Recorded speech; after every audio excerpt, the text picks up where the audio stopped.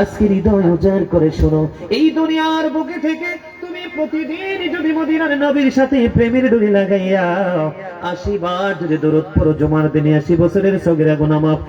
দৈনিক 1000 বার যদি দরুদ পড়তে পারো গো, তাহলে তোমার জান্নাত না দেখা পর্যন্ত মরণ হবে না। আমার নবী ডেকে ডেকে বলল, উম্মত পাগলের মতো দরুদ পড়ো। বলো হুজুর কেন গো এত বেশি দরুদ তুমি পড়ো, এত বেশি দরুদ তুমি পড়ো? এই দুনিয়ায় যত বেশি দরুদ পড়বে মদিনার নবীর সাথে, কাল হাসরে তত বেশি নবীর কাছাকাছি থাকতে পারবে। জোরে জোরে বলেন না সুবহানাল্লাহ। তাহলে এটা মার্কেটিং কিনা? কথা বলে না, এটা ধরেন বলেন না এটা মার্কেটিং কিনা? এই জন্য বলি নবী নবী বলি হায়, কেঁদে কেঁদে দিন যায়, পাইনি দিদার ধমে, লাখো সালাম কদমে নবী, লাখো সালাম কদমে। বলেন নবী নবী বলে হায়, কেঁদে কেঁদে দিন যায়, পাইনি দিদার ধমে, লাখো সালাম কদমে নবী, লাখো সালাম কদমে। সোনার মদিনায় লোকে আছো গো, দেখতে না পাই নয়নে ও গো, দেখতে না পাই নয়নে। দয়ারি নজরে যাও, গোলামের দেখা দাও, ধন্য করো জনমে, লাখো সালাম কদমে নবী, লাখো সালাম কদমে। মারহাবা। আপনারা কি এই জন্য বলেছি আপনারা অসুস্থ?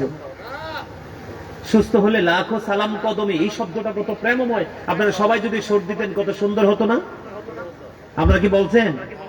এটা কি বলে দিতে হয়? কথা বলে না, বলে দিতে হয়? হয় না তো? কত সুন্দর কথা। লাখো সালাম কদমে নবী, লাখো সালাম কদমে নবী। মোটামুটি 20% আসছে, আরো 80% বাকি আছে, ঠিক না বলেন? আরো জোরে। মজা লাগে না? এই যে আমি কথাগুলো বলছি, আপনার প্রশান্তি কি দেহে লাগছে না রুহে?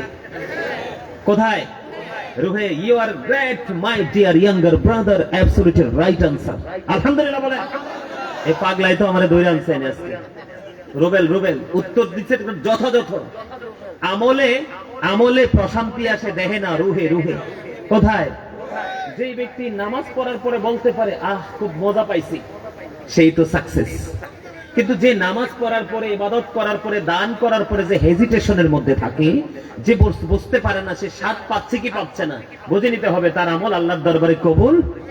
আল্লাহর দরবারে আপনার আমল। আজকে যে এখানে এসেছেন সবাই, যারাই আসছেন, যা এখানে কি কেউ নাই যে গাজী সুলাইমান আল কাদরি সাহেব আসবে, ওনার কথা মন দিয়ে শুনবো? মনের মধ্যে আলাদা একটা প্রশান্তি। এই যে রুবেল আজকে শুধু আমার জন্য ঢাকা থেকে চলে আসছে ওর ভাগিনাকে নিয়ে। মারহাবা বলেন না কেন? আরো জোরে। সত্যকে সত্য বলতে হবে না? তাহলে আমরা কি পেলাম? এখানে কি মার্কেটিং হচ্ছে না? কিসের? রুহের এবং কবরের, ফিউচারে আপনার, ঠিক কিনা বলেন?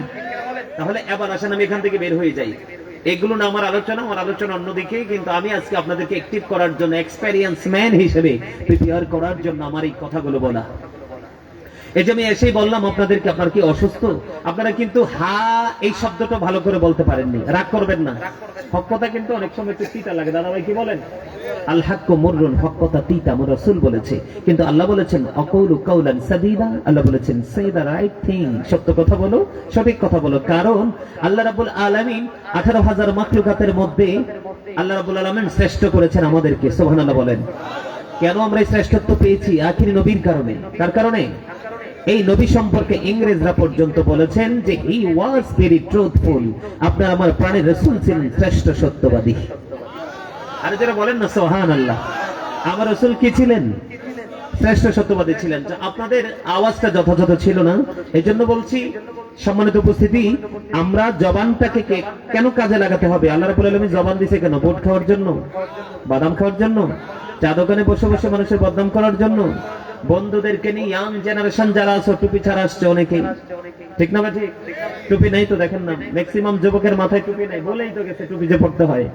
তো এই বন্ধুদেরকে নিয়ে কোন শপিং মল বা কোনো কোলাহল পরিবেশে গিয়ে বন্ধুদেরকে নিয়ে অপ্রাসঙ্গিক অগ্রহণযোগ্য ভাবে বক্তব্য দেওয়ার জন্য আল্লাহ রাব্বুল আলামিন আমাদেরকে জবান দেয়নি। কেন জবানটা দিয়েছেন বলবো? ওমা কথা বলে না, আরে জোরে। আল্লাহ রাব্বুল আলামিন জবানটা কেন দিছে আপনাদেরকে আবারও বলছি, আপনারা সবাই আজকে এই মুহূর্তে আমার স্টুডেন্ট, কি আমাদের মেনে নিতে হবে না? তা আপনি যদি স্টুডেন্ট মনে না করেন তাহলে আপনি তো hero, I M A hero, তাহলে আপনার এখানে বসার কোনো দরকার নেই, বাড়ি গিয়ে ঘুমান, ঠিক না বলেন? আপনি যখন মনে করবেন আই এম এ জিরো, আমার কিচ্ছু নাই, আজকে কিছু নিতে আসছি, তখনই আপনার কাছে অসাধারণ লাগবে আজকের এই পরিবেশ। কথা বলে না কেন? এদিকে তাকান, আল্লাহ রাব্বুল আলামিন কি বলেছেন? আল্লাহ রাব্বুল আলামিন বলেছেন, join with my dear people, come to my paradise. আল্লাহ বলেছেন আমার প্রিয় লোকেদের সাথে যুক্ত হও আর আমার জান্নাতে চলে আসো। সুবহানাল্লাহ বলেন না? আল্লাহ কি বলেছেন? Join with my dear people, come to my paradise. আল্লাহ বলেছেন ফাদখুলি ফি ইবাদি ওয়াদখুলি জান্নাতি, তোমরা আমার প্রিয় লোকেদের সাথে যুক্ত হও আর আমার জান্নাতে চলে আসো। আওয়াজ করে বলেন সুবহানাল্লাহ। আল্লাহর প্রিয় লোক কারা? ট্রুথফুল ম্যান যারা, যারা সাদিকিন, হক্কানি আলেম এবং হক্কানি আল্লাহর ওলিরা। সুবহানাল্লাহ বলেন। হক্কানি কোন আলেমের সাথে প্রেমের ডুরি লাগানো সাধারণ মানুষের জান্নাতের দলিল বলেছে কে? আল্লাহ। সন্দেহ করলে ঈমান থাকবে? থাকবে না। এইজন্য আমি আপনাদেরকে বলি, আল্লাহ রাব্বুল আলামিন আপনাকে আমাকে জবান দিয়েছে কি জন্য? এদিকে তাকান, আল্লাহ বলেছেন remember me then I will remember you. আল্লাহ রাব্বুল আলামিন বলেছেন remember me then I will remember you, তোমরা আমাকে স্মরণ করো আমি তোমাদেরকে স্মরণ করব। তার মানে ফাযকুরুনি আযকুরুকুম, কোরআন থেকে প্রমাণিত। আল্লাহ বলেছেন আমরা এই পৃথিবীতে বসে বসে জিকির করব, মালিক মালিক তার চেয়ে উত্তম জলসা আমাদের জিকির করব। বুখারী শরীফের হাদিস, আবু হুরায়রা রাদিয়াল্লাহু তাআলা আনহু থেকে বর্ণিত। সুবহানাল্লাহ বলেন। আরেকটু মহব্বত হয়, তাহলে জিকির বেশি বেশি করতে হবে না? আল্লাহ বলেছেন ইয়া আইয়ুহাল্লাযীনা আমানু যকুরুল্লাহা যিকরান কাসীরা ওয়াসাব্বিহুহু বুকরাতাও ওয়াসীলা। আল্লাহ রাব্বুল আলামিন বলে দিয়েছেন ঈমানদারদেরকে ডেকে তোমরা বেশি বেশি করে মাওলার জিকির করো, সকাল থেকে সন্ধ্যা আল্লাহর পবিত্রতা ঘোষণা করো। জোরে জোরে বলেন না সুবহানাল্লাহ। বলে হুজুর গো জিকিরটা কেমন করে করব? আল্লাহ বলেছেন ফাযকুরুল্লাহা কিয়ামান, দাঁড়িয়ে দাঁড়িয়ে জিকির করো, কুউদান বসে বসে জিকির করো, আলা যুনুবিকুম শুয়ে শুয়ে জিকির করো। দাঁড়িয়ে থাকলেও জিকির করতে হবে, বসে থাকলেও করতে হবে, শুয়ে থাকলেও জিকির করতে হবে। জিকির বন্ধ করা যাবে না, কারণ সায়েন্টিফিকদের বক্তব্য হলো Zika is the heart medicine, জিকির হলো হার্টের ঔষধ। সুবহানাল্লাহ বলে না? আপনারা আসার পরে দেখছেন কিনা এই যে আমার ভাই অপারেটর উনি কি করেছেন, আমি আবার একটু রিপ্লাই করি। এদিকে দেখেন, এটা কি ধরেন এতক্ষণ কথা বলেছে, এখানে কথা বললে মুখ থেকে থুতু বের হয় কিনা? আপনার আমার সবারই হয়। জাস্ট মনে করলেন সাপোজ কথার কথা এখানে ময়লা আছে, কি করেছে? আমি কি করে দিলাম, টিস্যু নিয়ে মেসেজ করে দিলাম, কি করে দিলাম।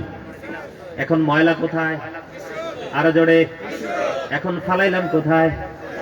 ময়লার সাথে ময়লাকে আমি যুক্ত করে দিলাম। আমার রাসূল বলে দিয়েছে উম্মতে পাগলের মতো জিকির করো। কেন গো কেন?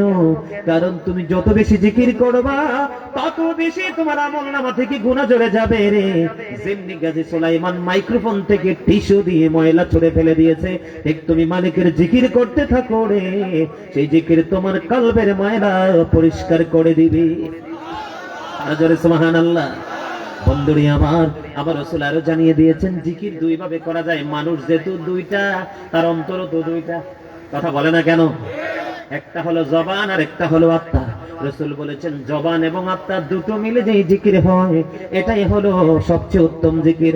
আল্লাহর হাবিব সাইকেরে মদিনা তিনি বলে দিয়েছে বন্ধু জিকির এমন ভাবে করো মানুষ দেখলে যেন তোমাকে পাগল বলে রে, এমন ভাবে তুমি জিকির করো। জোরে জোরে কন্যা সুবহানাল্লাহ।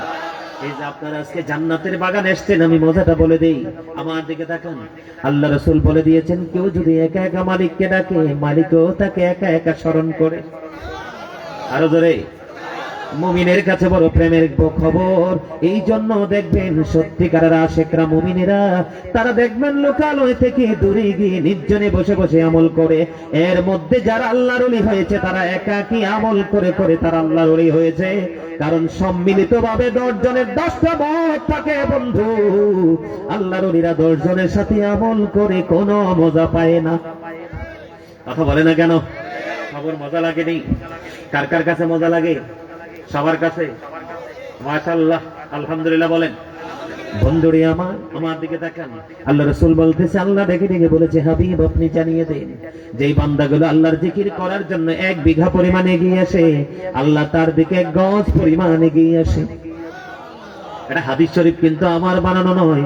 আমার রাসূল বলে দিলেন, কেউ যদি জিকির করতে করতে আল্লাহর দিকে 1 হাত পরিমাণ যায়, আমার আল্লাহ তার দিকে 2 হাত পরিমাণ আসে।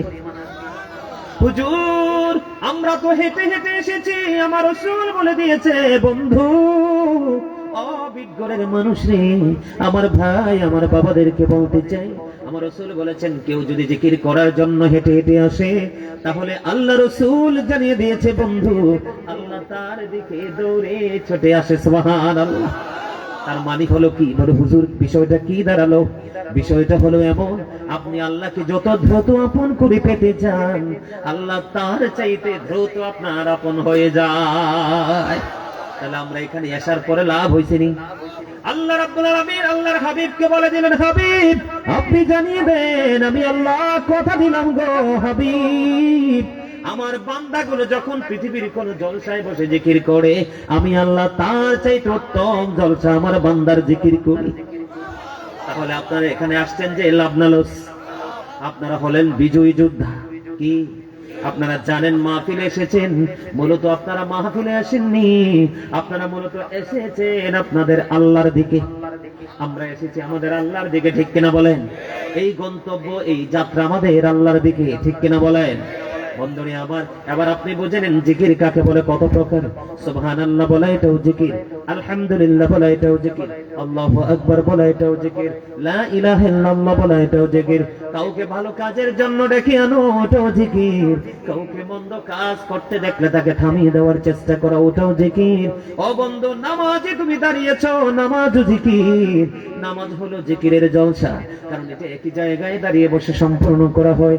হজ গিয়েছো, ওটাও বন্ধু জিকির, ওইটা হলো জিকিরের জুলুস, কারণ বিভিন্ন জায়গা পরিদর্শন করে সম্পূর্ণ করতে হয়। এই জন্য হজ হলো মাওলার জিকিরের জুলুস। এর মধ্যে গুরুত্বপূর্ণ জিকির হলো বন্ধু নামাজ। বলে হুজুর কেন গো নামাজ? বন্ধুরে আমার দিকে তাকান। এখন শীতের দিন তো চলতেছে, কয়দিন পরে দেখবেন গাছের পাতাগুলো ঝরে ঝরে পড়ছে, পরে কিনা? উল্লেখিত কিছু গাছ ছাড়া, তাল গাছ, নারকেল গাছ, সুপারি গাছ, খেজুর গাছ, এইরকম উল্লেখিত আরো কিছু গাছ ছাড়া ম্যাক্সিমাম গাছের পাতাই বন্ধু জোরে জোরে পড়ে যায়। আমার রাসূল শীতের দিনে বের হলেন, বের হওয়ার পরে দেখতে পাইলেন গাছের পাতাগুলো ঝরে ঝরে পড়ছে। এবার আমার রাসূল কি করলেন? গাছের ঢালা ধরলেন, গাছের ঢালা ধরে আবু জরকে একটা ডাক দিলেন, হে আবু জর। আবু জর উত্তর দিয়ে দিলেন, লাব্বাইকা ইয়া রাসূলুল্লাহ, আমি হাজির। আমার রাসূল বললেন, রে আবু জর তুমি চাইয়া দেখো, শীতের কারণে শুষ্ক হয়ে গাছের পাতাগুলো যেমনি ঝরে ঝরে পড়ছে রে আবু জর, ঠিক তেমনি ভাবে আল্লাহর বান্দাগুলো, আখির নবীর প্রিয় উম্মতগুলো নামাজের মাধ্যমে যখন আল্লাহর কুদরতে কদমে সেজদাটা লাগিয়ে দেয়, ওই শীতের দিনের গাছের পাতার মতো তার আমলনামা থেকে গুনাহগুলি ঝরতে থাকে। জোরে জোরে বলেন না সুবহানাল্লাহ। নামাজ বড় নিয়ামত। ও বন্ধু, শুধু এই হাদিস নয়, আল্লাহ রাসূল বলেছেন, সালাতুল খামস ওয়াল জুমআতু ইলাল জুমআ ওয়া রমাদানু ইলা রমাদান মুকাফফিরাতুল লিমা বাইনাহুন্না ইযা তুনিবাতিল কাবাইর। রাসূল বলেছেন 5 ওয়াক্ত নামাজের মধ্যে গ্যাপ আছে কিনা? কথা বলে না। ফজরের পরে আছে না গ্যাপ? 5 ওয়াক্ত নামাজ, ওয়াল জুমআতু ইলাল জুমআ, এক জুমা থেকে আরেক জুমা, ও রমাদানু ইলা রমাদান, এক রমজান থেকে আরেক রমজানের মধ্যখানে যতগুলো গ্যাপ আছে বন্ধু, সবাই বলেন আল্লাহ আল্লাহ আল্লাহ আল্লাহ আল্লাহ আল্লাহ আল্লাহ আল্লাহ আল্লাহ আল্লাহ আল্লাহ আল্লাহ আল্লাহ আল্লাহ আল্লাহ আল্লাহ আল্লাহ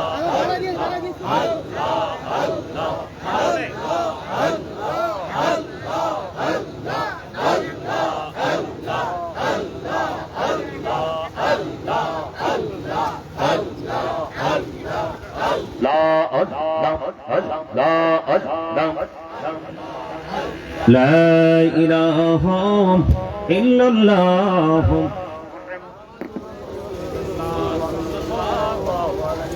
عليه وسلم. আলহামদুলিল্লাহ আলহামদুলিল্লাহ।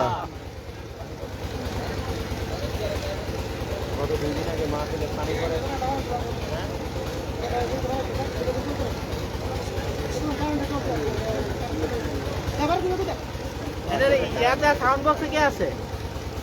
সাউন্ড সিস্টেমে কে আছে?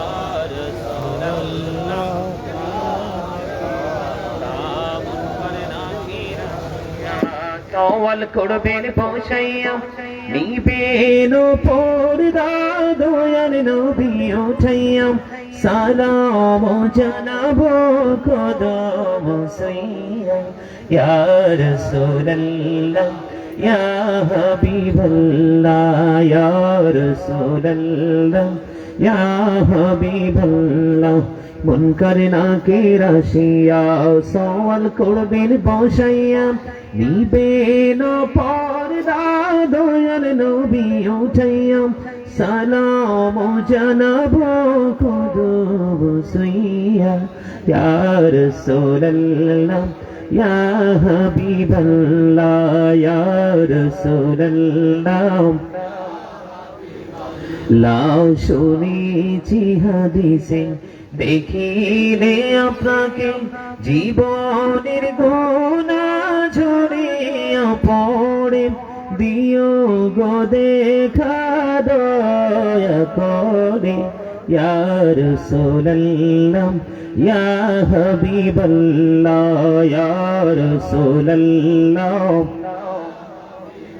الصلاة والسلام عليك يا رسول الله জোরে জোরে বলেন আলহামদুলিল্লাহ। মজা লাগতেছে ওয়াজ? মজা লাগতেছে? এর চেয়ে মজার আর কি হইতে পারে? কি চমৎকার কথা! আল্লাহ রাসূল কিভাবে আমাদেরকে উপমা দিয়েছেন, সুবহানাল্লাহ বলেন না। আপনি যদি এক জুমা থেকে আরেক জুমা মাঝখানে লং একটা টাইম, ঠিক না বলেন? এই সময় আপনি যদি কবিরা গুনাহ থেকে বেঁচে থাকতে পারেন, সবগুলো গুনার কাফারা হয়ে যাবে দুই দিকের জুমার কারণে। অবস্থা সুবহানাল্লাহ। আপনার একটি রমজান থেকে আরেকটি রমজান, আপনার মাঝখানে গ্যাপ থাকে 305 দিন। কতদিন? যদি আমি 30 দিন করে মাইনাস করি 60 দিন চলে যায়। কয়দিন? 305 দিনের গুনার কাফারা হয়ে যাবে যদি আপনি সঠিকভাবে এক রমজান থেকে আরেক রমজান পর্যন্ত আমলগুলো সঠিকভাবে করতে পারেন। অবস্থা বলেন সুবহানাল্লাহ। আর জোরে সূরা আনকাবুতের মধ্যে আল্লাহ কি বলেছেন? ইন্না সলাতা তানহা আনিল ফাহশাই ওয়াল মুনকার। নামাজ মানুষকে খারাপ কাজ থেকে বাঁচিয়ে রাখে। সুবহানাল্লাহ বলেন না। এখন আমরা নামাজ পড়ি না বলেই কিন্তু আমরা খারাপ কাজের সাথে নিজেকে যুক্ত করে ফেলি, তাই তো? সহজ না কথাটা? আমরা নামাজ কি পড়ি? আর যারা অনেকেই পড়ি না যে তারা, যারা পড়ি তারাও পড়ার মতো পড়ি না। পোশাকের যে কন্ডিশন সেটা জানা নাই।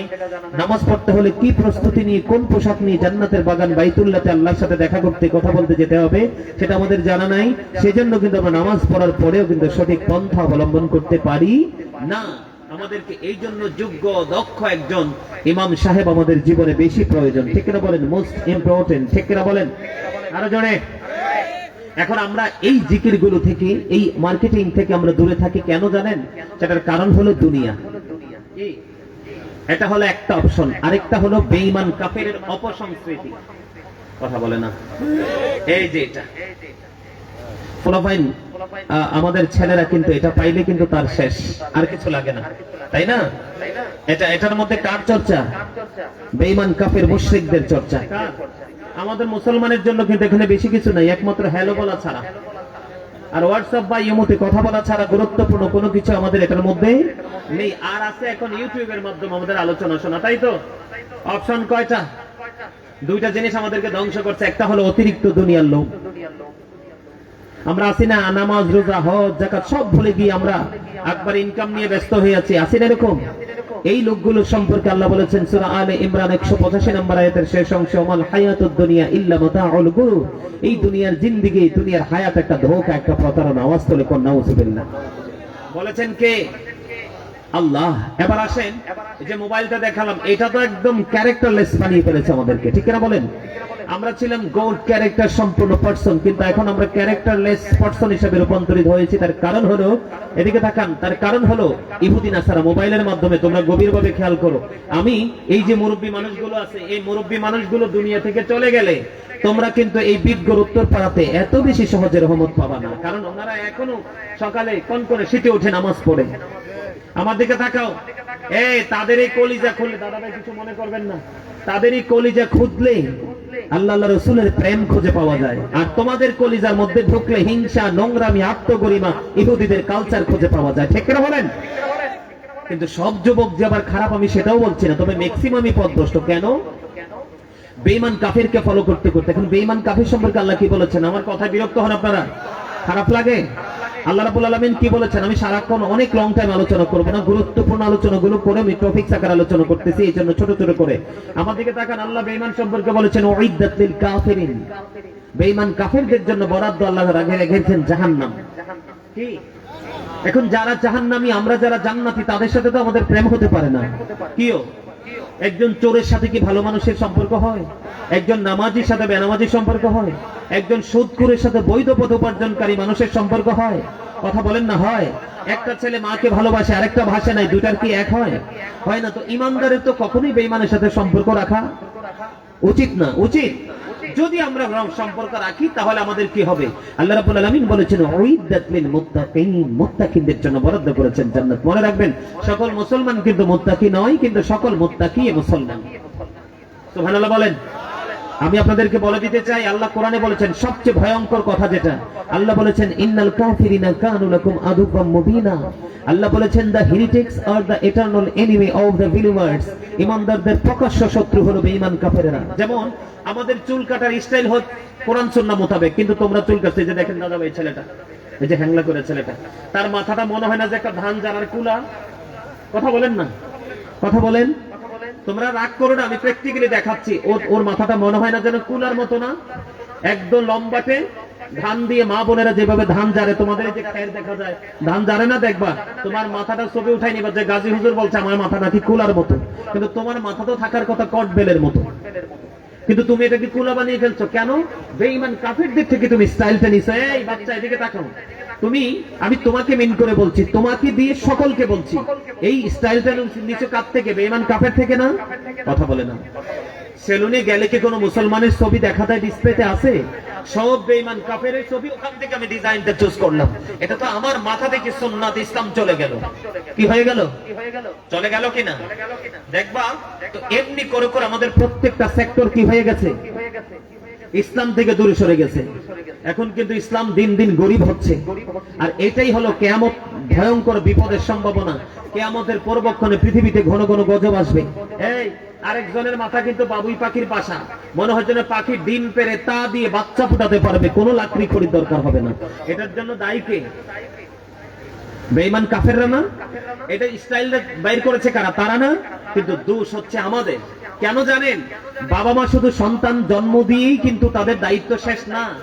আল্লাহ রাসূল কি বলেছেন? এদিকে তাকান, every parent should take care their children very carefully. প্রত্যেকটা পিতামাতার উচিত তাদের সন্তানের দায়িত্ব যত্ন সহকারে পালন করা। কয়টা বাবা মা দায়িত্ব পালন করতে পেরেছে? এখনকার তো মেয়ে হইলে মনে হয় যে একবারে মার এসো তালাক দিয়ে দিবে। আশপাশের নারীরা, পুরুষরা বলে এই তোর 5টা মেয়ে হইছে, তালাক দে। নাউজুবিল্লাহ বলেন না কেন? অথচ আমার রাসূল বলেছেন, আমার রাসূল বলেছেন, বন্ধুরে আমার মুসা কালিমুল্লাহ প্রশ্ন করলেন, মালিক তুমি যখন খুশি হও তখন তুমি কি করো?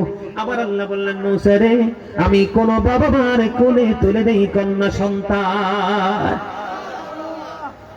ওগো আল্লাহ, তুমি যদি আরো বেশি খুশি হও তাহলে তুমি কি করো গো আল্লাহ? আল্লাহ বলে, আমি পৃথিবীতে পাঠিয়ে দেই বৃষ্টি। মালিক তুমি যদি আরো বেশি খুশি হও তাহলে তুমি কি করো গো? আমার রাসূলকে, আমার মুসা কালিমুল্লাহকে আমার আল্লাহ জানিয়ে দিলেন, মুসা রে আমি যখন খুশি হই আমি কারো বাড়িতে পাঠিয়ে দেই মেহমান। এখন আমরা 3টাতে বিরক্ত। বৃষ্টি 1 ঘন্টার জায়গায় 2 ঘন্টা হলে আমরা আহত হয়ে যাই। কথা বলে না? আর বেশি মেহমান আসলে বাজারের ব্যাগ লুকিয়ে ফেলি, টাকা তো নাই। কথা বলে না? আর কন্যা সন্তান আসলে তো মনে হয় যে আল্লাহর গজব। রাসূল বলেছেন, যার 2টা কন্যা সন্তান তার 2টা জান্নাত। যার 3টা কন্যা সন্তান তার 3টা জান্নাত। সুবহানাল্লাহ বলে না কেন? হাদিসের রাবী বলেছেন, আমি আমার রাসূলকে একটা সম্পর্কে প্রশ্ন করিনি, যদি একটা সম্পর্কে প্রশ্ন করতাম তাহলে আমার রাসূল বলতো যে একটা বাবা আমার জন্য একটা জান্নাত। জোরে জোরে কন্যা সুবহানাল্লাহ।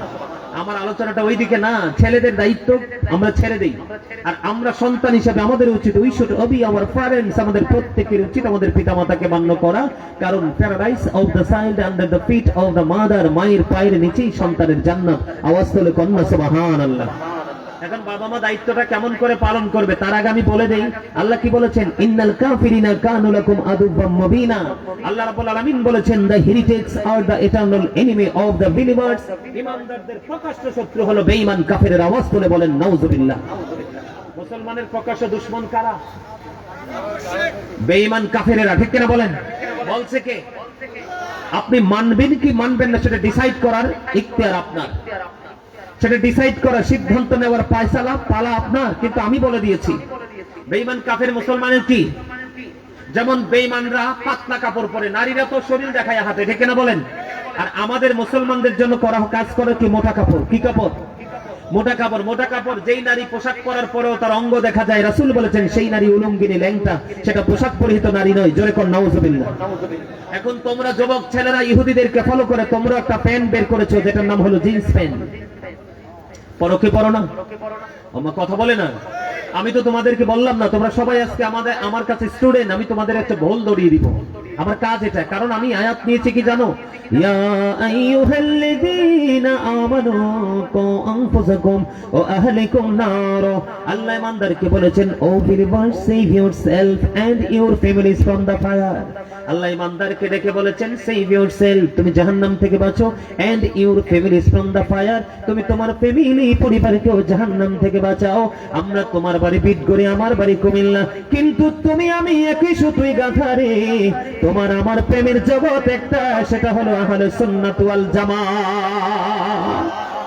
এই জন্য তোমরা আমার ফ্যামিলির মানুষ, তোমাদেরকে বাঁচাবো, আমি নিজেও বাঁচবো। এই যে তোমরা প্যান্টটা পরে নিলে যুবক, এখন যদি আমি কোন যুবককে দাঁড় করাই যে বলি তুমি দাঁড়াও, দাঁড়ানোর পরে যদি আমি তোমার প্যান্টটা চেকিং করি, আমি দেখতে পাবো তোমার প্যান্টটা নাভির নিচে। কথা বলেন না কেন? তোমরা বলো না, ছোট ভাইরা বলো, এটা সত্য কিনা? প্যান্টটা কোথায়? নাভির নিচে, নিচের দিক দিয়া। তোমার প্যান্টটা কোথায়? টাকনুর নিচে। আল্লাহ রাব্বুল আলামিন কোরআনে কি বলে? আমি বানিয়ে বলার মানুষ নই, অবহেলা, অপ্রাসঙ্গিক, অগ্রহণযোগ্য বক্তব্য দেওয়ার মতো টাইমও আমার হাতে নেই।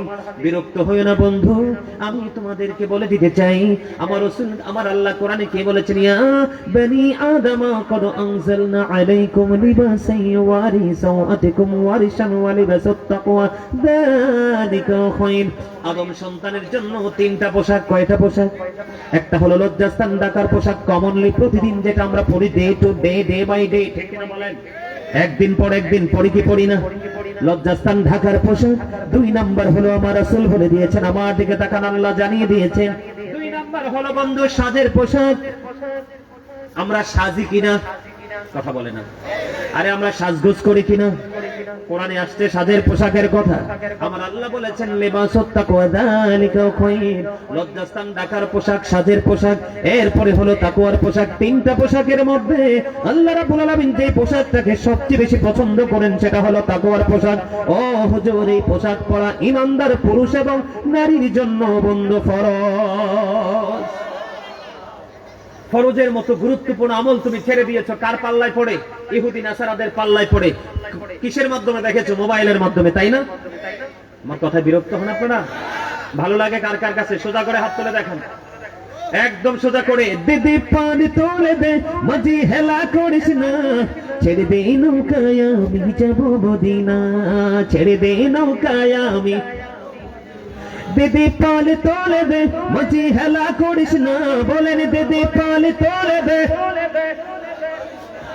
ছেড়ে দে নৌকায় আমি যাব মদিনা, ছেড়ে দে নৌকায় আমি যাব মদিনা।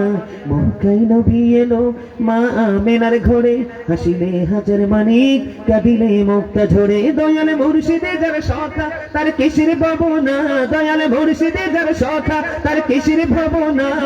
আমার হৃদয়ে মাঝে কাবা নয়নে মদিনা, আমার হৃদয়ে মাঝে কাবা নয়নে মদিনা। দিদি পাল তোলে দে, দিদি পাল তোলে দে, ছেড়ে দে নৌকায় আমি যাব মদিনা। মারহাবা বলেন আরে যাবে বন্ধুরে আমার তোমরা হৃদয় খুলে শোনো। আবার রাসূল জানিয়ে দিলেন, আল্লাহ কোরআনের মাধ্যমে মেসেজটা দিয়ে দিলেন, লিবাসুত তাকওয়া যালিকা খায়র। পোশাক কয়টা?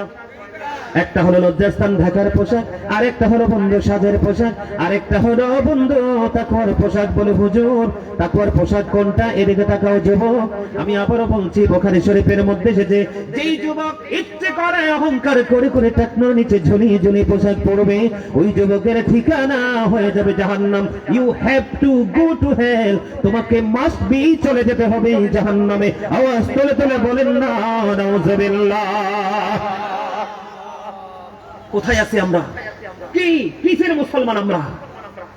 তোমরা মজাক করো না, তোমরা যুবকরা, তোমাদের আজকে টুপি পড়তে হবে। আজকে ঈদের দিন, আজকে গ্রামের সকল মানুষের জন্য আনন্দের দিন। কথা বলে না, কত মেহমান আসবে, কত মানুষের দেখা হবে। আরে এক গ্রামে থাকলেও তো সবার সাথে একদিন দেখা, এক সপ্তাহের মধ্যে দেখা হয় না। আজকে দেখা হওয়ার একটা সৌভাগ্য, সবার মধ্যে ঈদের একটা আনন্দ থাকার কথা ছিল, কিন্তু সেটা খুঁজে পাচ্ছি না। যাক আমি সেদিকে যাচ্ছি না। তাকওয়ার পোশাক এদিক দিয়ে থাকতে হবে, উপর দিয়ে থাকতে হবে। এই যে আমার পায়জামার কাঁচা এখানে, উপর দিয়ে থাকতে হবে নাভি বরাবর অথবা উপরে, কোনোভাবেই নাভির নিচে যাওয়া যাবে না। ফার্স্ট টাইম, সেকেন্ড টাইম হলো নিচের দিক দিয়ে থাকতে হবে, হাঁটুর নিচে টাকনুর উপরে। এখন আমাদের যুবকদের পোশাক উপর দিয়েও নাভির নিচে, নিচে দিয়েও টাকনুর নিচে। নাউজুবিল্লাহ। আরো জোরে। তাহলে অত্যন্ত ভয়ঙ্কর খবর কিনা? আরো জোরে বলেন না, আমরা ভয়ঙ্কর বিপদে আছি কিনা? এই খবরই তো আমাদের ছেলেদের নাই। আছে? কথা বলেন আছে? নাই। ওরা তো মনে করছে এটাই দুনিয়া। না, এটা পরীক্ষার হল। কিসের হল? আমরা এক্সাম দিচ্ছি, রেজাল্ট আসবে কবরে যাওয়ার পর পরে। তাহলে আমরা কি ভুলে আছি কিনা বলেন? আসি না? বলে আসি না? আজকে থেকে লুঙ্গি বলেন, প্যান্ট বলেন, ট্রাউজার বলেন, পায়জামা বলেন, যেটাই বলেন উপর দিয়ে থাকবে নাভি বরাবর, নিচে দিয়ে থাকবে টাকনুর উপরে। কোনোভাবেই কোনো সময়টা নিচে যেতে পারবে না। এবার আসেন বন্ধু, ছোট্ট একটা হাদিস বলে দিই। আমার রাসূল বলতেছেন, মসজিদে এসে একজন নামাজের নিয়ত বেঁধে ফেললো। আমার রাসূল চাইয়া দেখলেন তার পোশাকটা টাকনুর নিচে। নবীজি বললেন, তুমি ওযু করে এসো, খেয়াল করবেন সে কিন্তু নামাজের নিয়ত বেঁধে ফেলেছে। নবী বলেছে ওযু করে এসো বন্ধু। এবার তিনি ওযু করতে চলে গেলেন, আবার ওযু করে এসে নামাজের নিয়ত বাঁধলেন। রাসূল বললেন, যাও যাও যাও, আবার তুমি ওযু করে এসো। ও বন্ধু, আবার ওযু করে এসে তিনি নামাজের নিয়তটা বেঁধে দিল। আবার রাসূল বললেন, যাও যাও যাও, তুমি ওযু করে এসো। এবার রাসূলকে প্রশ্ন করে দিলেন, ইয়া রাসূলুল্লাহ, ইয়া হাবিবাল্লাহ, নবী গো, বারবার কেন বলছেন গো নবী ওযু করার জন্য? আবার রাসূল বললেন, কিয়ামত পর্যন্ত সে নামাজ পড়তে পারবে, মালিকের দরবারে নামাজ কবুল হবে না।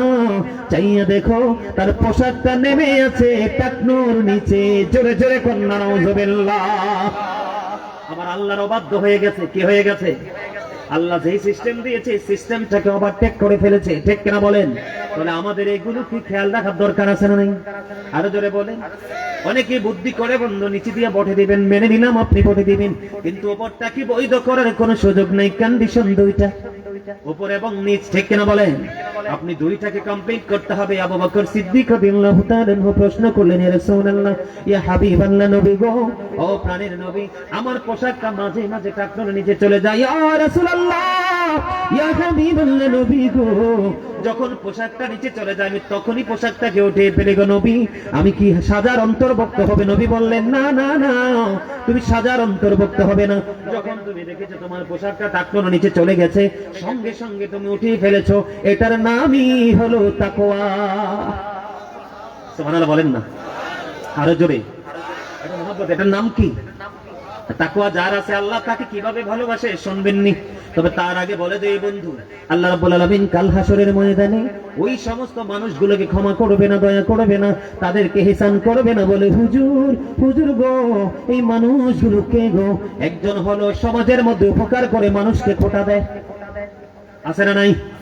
আরেকজন হলো ব্যবসার মাধ্যমে মিথ্যা কথা বলে বলে কাস্টমার ঠকিয়ে টাকা আনে, আছে না নাই?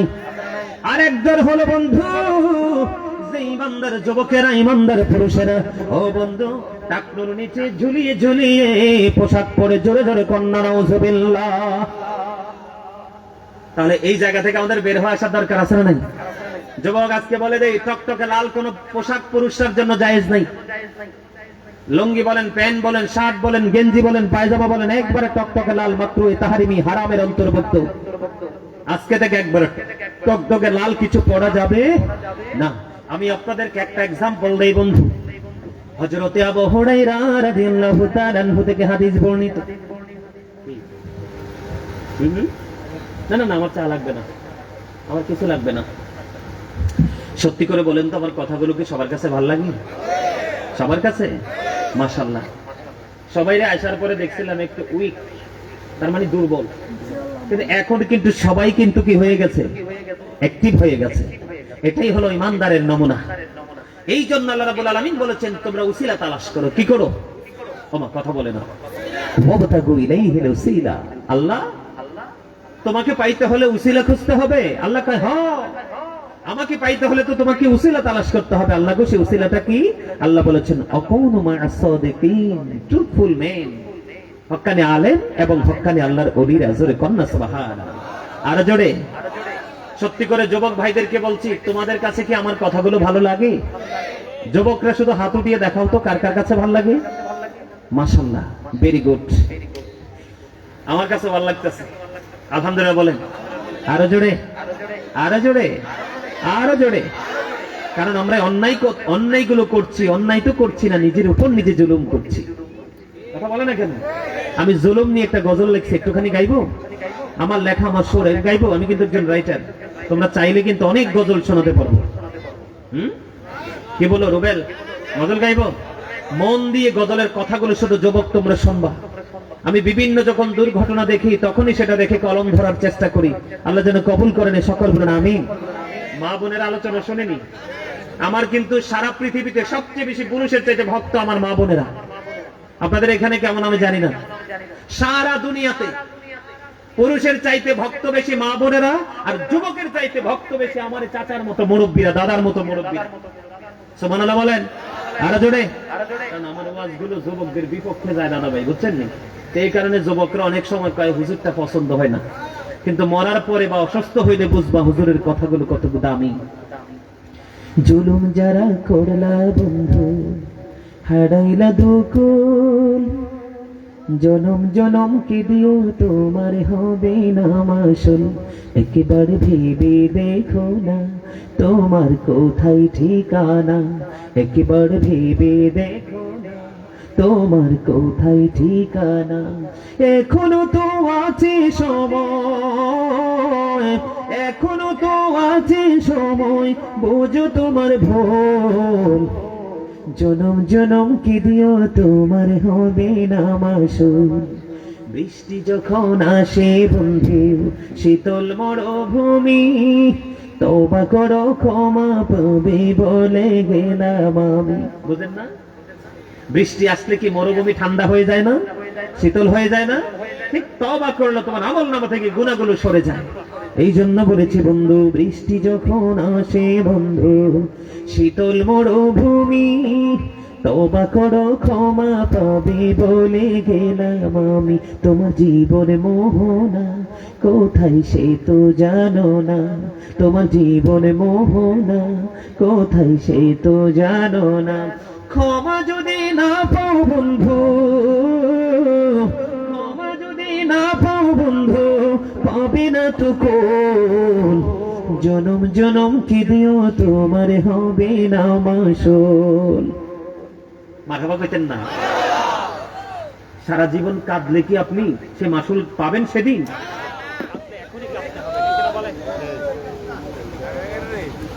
কাঁদলে কাঁদলে আপনাকে এখনই কাঁদতে হবে, ঠিক কিনা বলেন? কাঁদলে কি করতে হবে? এখনই কাঁদতে হবে। আমি গাইবো আরেকটা গজল, এটা যদি ভালো লাগে অনলাইন থেকে নিবেন, পুরোটা গাওয়া আছে অনলাইনে। এটাও আমার লেখা, আরেকটা গজল একটু শোনাই, খেয়াল করবেন। খাঁচা ছিঁড়ে যায় রে পাখি,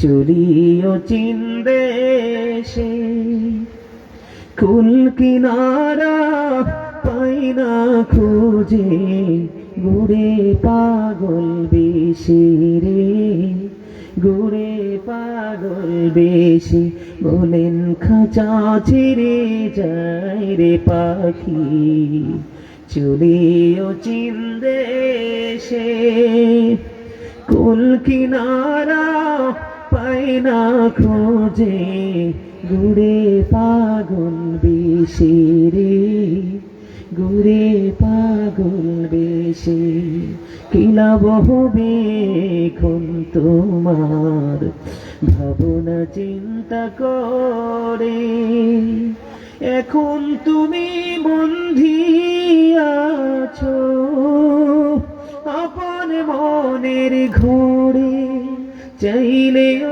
তুমি পারবে না যেতে শান্তি সুখের নীরে,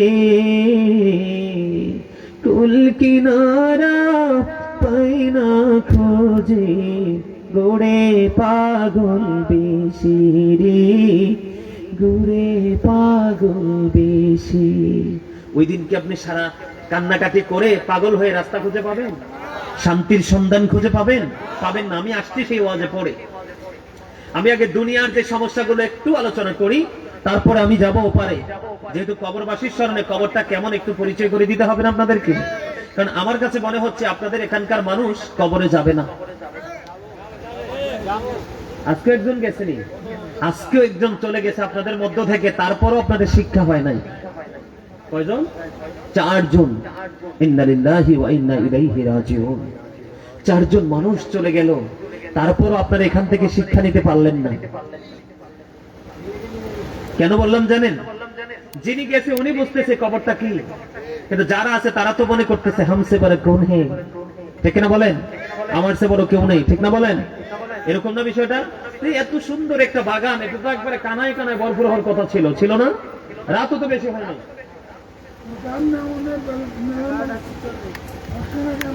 মারহাবা বলেন না আরো জোরে। মৃত্যু এমন এক জিনিস, কাউকে হাতছাড়া করবে না, কাউকে ছাড় দিবে না। তবে তার আগে আমি দুনিয়াটায় কেমন পরীক্ষার জায়গা আমি একটু আলোচনা করে নি। দাদা ভাই কি বলেন? কথা বলেন, শুনতে রাজি আছেন? বন্ধু, অনেক লম্বা একটা হাদিস শরীফ ছোট্ট করে বোঝাতে চাইবো আমি আপনাদেরকে। বন্ধু, হযরতে আবু হুরায়রা রাদিয়াল্লাহু তাআলা আনহু থেকে হাদিস কানা বর্ণিত। দুনিয়া কেমন জিনিস রে, ওইটা বোঝানোর জন্য বন্ধু আপনাদেরকে বলে দিতে চাই। আমার রাসূল বলে দিলেন, আমার বিজ্ঞর উত্তর পাড়ার আমার মা, আমি আমার বোনদেরকে ডেকে ডেকে বলছি, যুবক ভাই ও বাবা গো, সবাইকে আমি হৃদয় থেকে শোনার জন্য আকুল আবেদন জানাচ্ছি গো। কারণ পৃথিবী এত নিষ্ঠুর, এই পৃথিবী বন্ধু, পৃথিবীর প্রেমে পড়বা, তোমার দুঃখের দিনে সব পৃথিবী ছেড়ে যাবে রে, কিন্তু তুমি তোমার মালিকের সাথে প্রেমের ডুরি লাগাও গো। তুমি দেখবা দুনিয়ার কেউ যখন তোমার পাশে নাই, তখন পেয়ে যাবা তুমি তোমার আপন স্বজন, তুমি তোমার স্রষ্টাকে। জোরে বলেন ঠিক না বেঠিক? বিশ্বাস আপনাদের আছে না নাই? আমরা বন্ধু, আমি আপনাদেরকে আজকে একটুখানি বুঝিয়ে দিতে চাই দুনিয়াটা কেমন। আমি দুইটা এক্সাম্পল দিতে চাই বন্ধু। আল্লাহ রাসূল আমাদেরকে জানিয়ে দিলেন, আল্লাহ রাব্বুল আলামিন আল্লাহর বান্দাকে পরীক্ষা করবে। কি করবে? বুখারী শরীফের মধ্যে এসেছে বন্ধু, আল্লাহর বান্দাকে আল্লাহ রাব্বুল আলামিন পরীক্ষা করবে। আপনি খাইবেন নিশা? খাইবেন? মনু, এবার চায়ের স্টপ বন্ধ করো। এটা চা খাওয়ার জায়গা না, মুরব্বী মানুষ একটু খাইয়ে না। আমরা তো ফুলাভাইন মানুষ, গায়ে জোর আছে, ঠিক কিনা বলেন? আরো জোরে। মুরব্বীরা জোর আসে খাবার থেকে, নাইলে বাঁচতো না তো ওরা। কথা কন না কেন? আর এখনকার যুগে ডিজিটাল বউরা তো শ্বশুর শাশুড়ির সেবা করে নাও, যেই কষ্ট শ্বশুর শাশুড়িকে দেয় এখনকার বউরা, কিন্তু দোষ কিন্তু ছেলের, ছেলের বাপেরও, ছেলের মারও। রাসূল যেই মেয়েটাকে বউ করে আনার জন্য বলেছে, এই মেয়ের ধারে কাছেও যায় না। ইসলামের আইন তো কোনোটাই মানেন না। আমি আপনাদেরকে পরীক্ষাটা আল্লাহ কেমন করে বান্দাকে করে দেখেন। আজকে কিন্তু আপনাদের এই জায়গাটাও কিন্তু পরীক্ষার হল। কেন? আপনার জীবনের সময়গুলোর হিসাব কিন্তু হাসরের ময়দানে দিতে হবে। আজকে আপনার এই এলাকার মানুষ যারা ইচ্ছে করে মাহফিলে আসেনি, তাদের সময়ের হিসাব তারা কেমন করে দিবে আমার জানা নাই। প্রত্যেকটা সময়ের হিসাব আল্লাহর কাছে দিতে হবে। আর তোমরা যুবকরা যারা এসেছো, তোমাদেরকে একটা গুড নিউজ দিয়ে দেই। যদি অন্তর থেকে প্রেম নিয়ে এসে থাকো, তোমাদের জন্য গুড নিউজ হলো এই যুবকদের জন্য আল্লাহ রাসূল জানিয়ে দিয়েছেন, আমি না, আমার রাসূল বলেছেন, আল হাসান ওয়াল হুসাইন সাইয়্যিদা শাবাবি আহলিল জান্নাহ। আমার রাসূল বলেছেন, ইমাম Hasan and Husain are the leader of younger people in Jannah. যেই যুবকরা যৌবনকালে ঈমানের চেতনা নিয়ে, জজবা নিয়ে আল্লাহর গোলামিতে নিজেকে নিয়োজিত রাখতে পারবে, আমার রাসূল বলেছেন, আমি নবীর প্রয়োজন হবে না, আমার দুই কলিজার টুকরা ইমাম হাসান হুসাইন তোমাদের জান্নাতে নেতা হয়ে যাবে। আরে আরে জোরে! তোমরা সুন্নি জামাত করো, কিন্তু আজকে সুন্নিয়তেরই জলসা আসতে পারোনি। কিসের সুন্নি তুমি? তোমার আকীদায় গলদ আছে মিয়া, কথা বলেন না কেন? সুন্নি জামাত হইলে নবীর আশেকদের প্রেমের মিলন মেল আজকে, ঠিক কিনা বলেন? তোমরা কোথায় চলে গেলে? দুনিয়া নিয়ে পড়ে আছো। আমি আসছি পরে, লাস্ট আলোচনা শুনলে বুঝতে পারবেন কত ভয়ঙ্কর ওপারটা। আমরা এখন আছি কোথায়? প্রেজেন্টে। কোথায় যাব? কোথায়? ফিউচারে। কোথায়? কোথায়? ফিউচারে। ফিউচারটা কারো হবে ব্রাইট, কারো হবে ব্ল্যাক।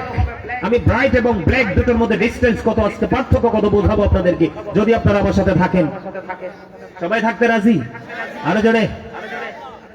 বন্ধুরে আমার আল্লাহ পরীক্ষা করবে বান্দাগুলোকে। এমন দিকে তাকান, তিনজন লোক। কয়জন লোক? বুখারী শরীফের মধ্যে এসেছে বন্ধু, একজন হলো কুষ্ঠরোগী, আরেকজন হলো টাক মাথাওয়ালা, আরেকজন হলো অন্ধ কানা। তিনজন ব্যক্তি। দুনিয়াটা বোঝানোর জন্য আমি আপনাদের আমাদের মাইন্ড কিভাবে চেঞ্জ হয়, আমরা কিভাবে আল্লাহর সাথে নাফরমানি করি, বুদ্ধিমান যারা এই হাদিস থেকে বন্ধু সোজা বুঝে নেবেন, আর ওয়াজের প্রয়োজন হবে না। সিয়াসিত্তার অন্যতম হাদিস গ্রন্থ বন্ধু, আমার দিকে থাকেন। কুষ্ঠরোগী, কুষ্ঠরোগ বোঝেননি?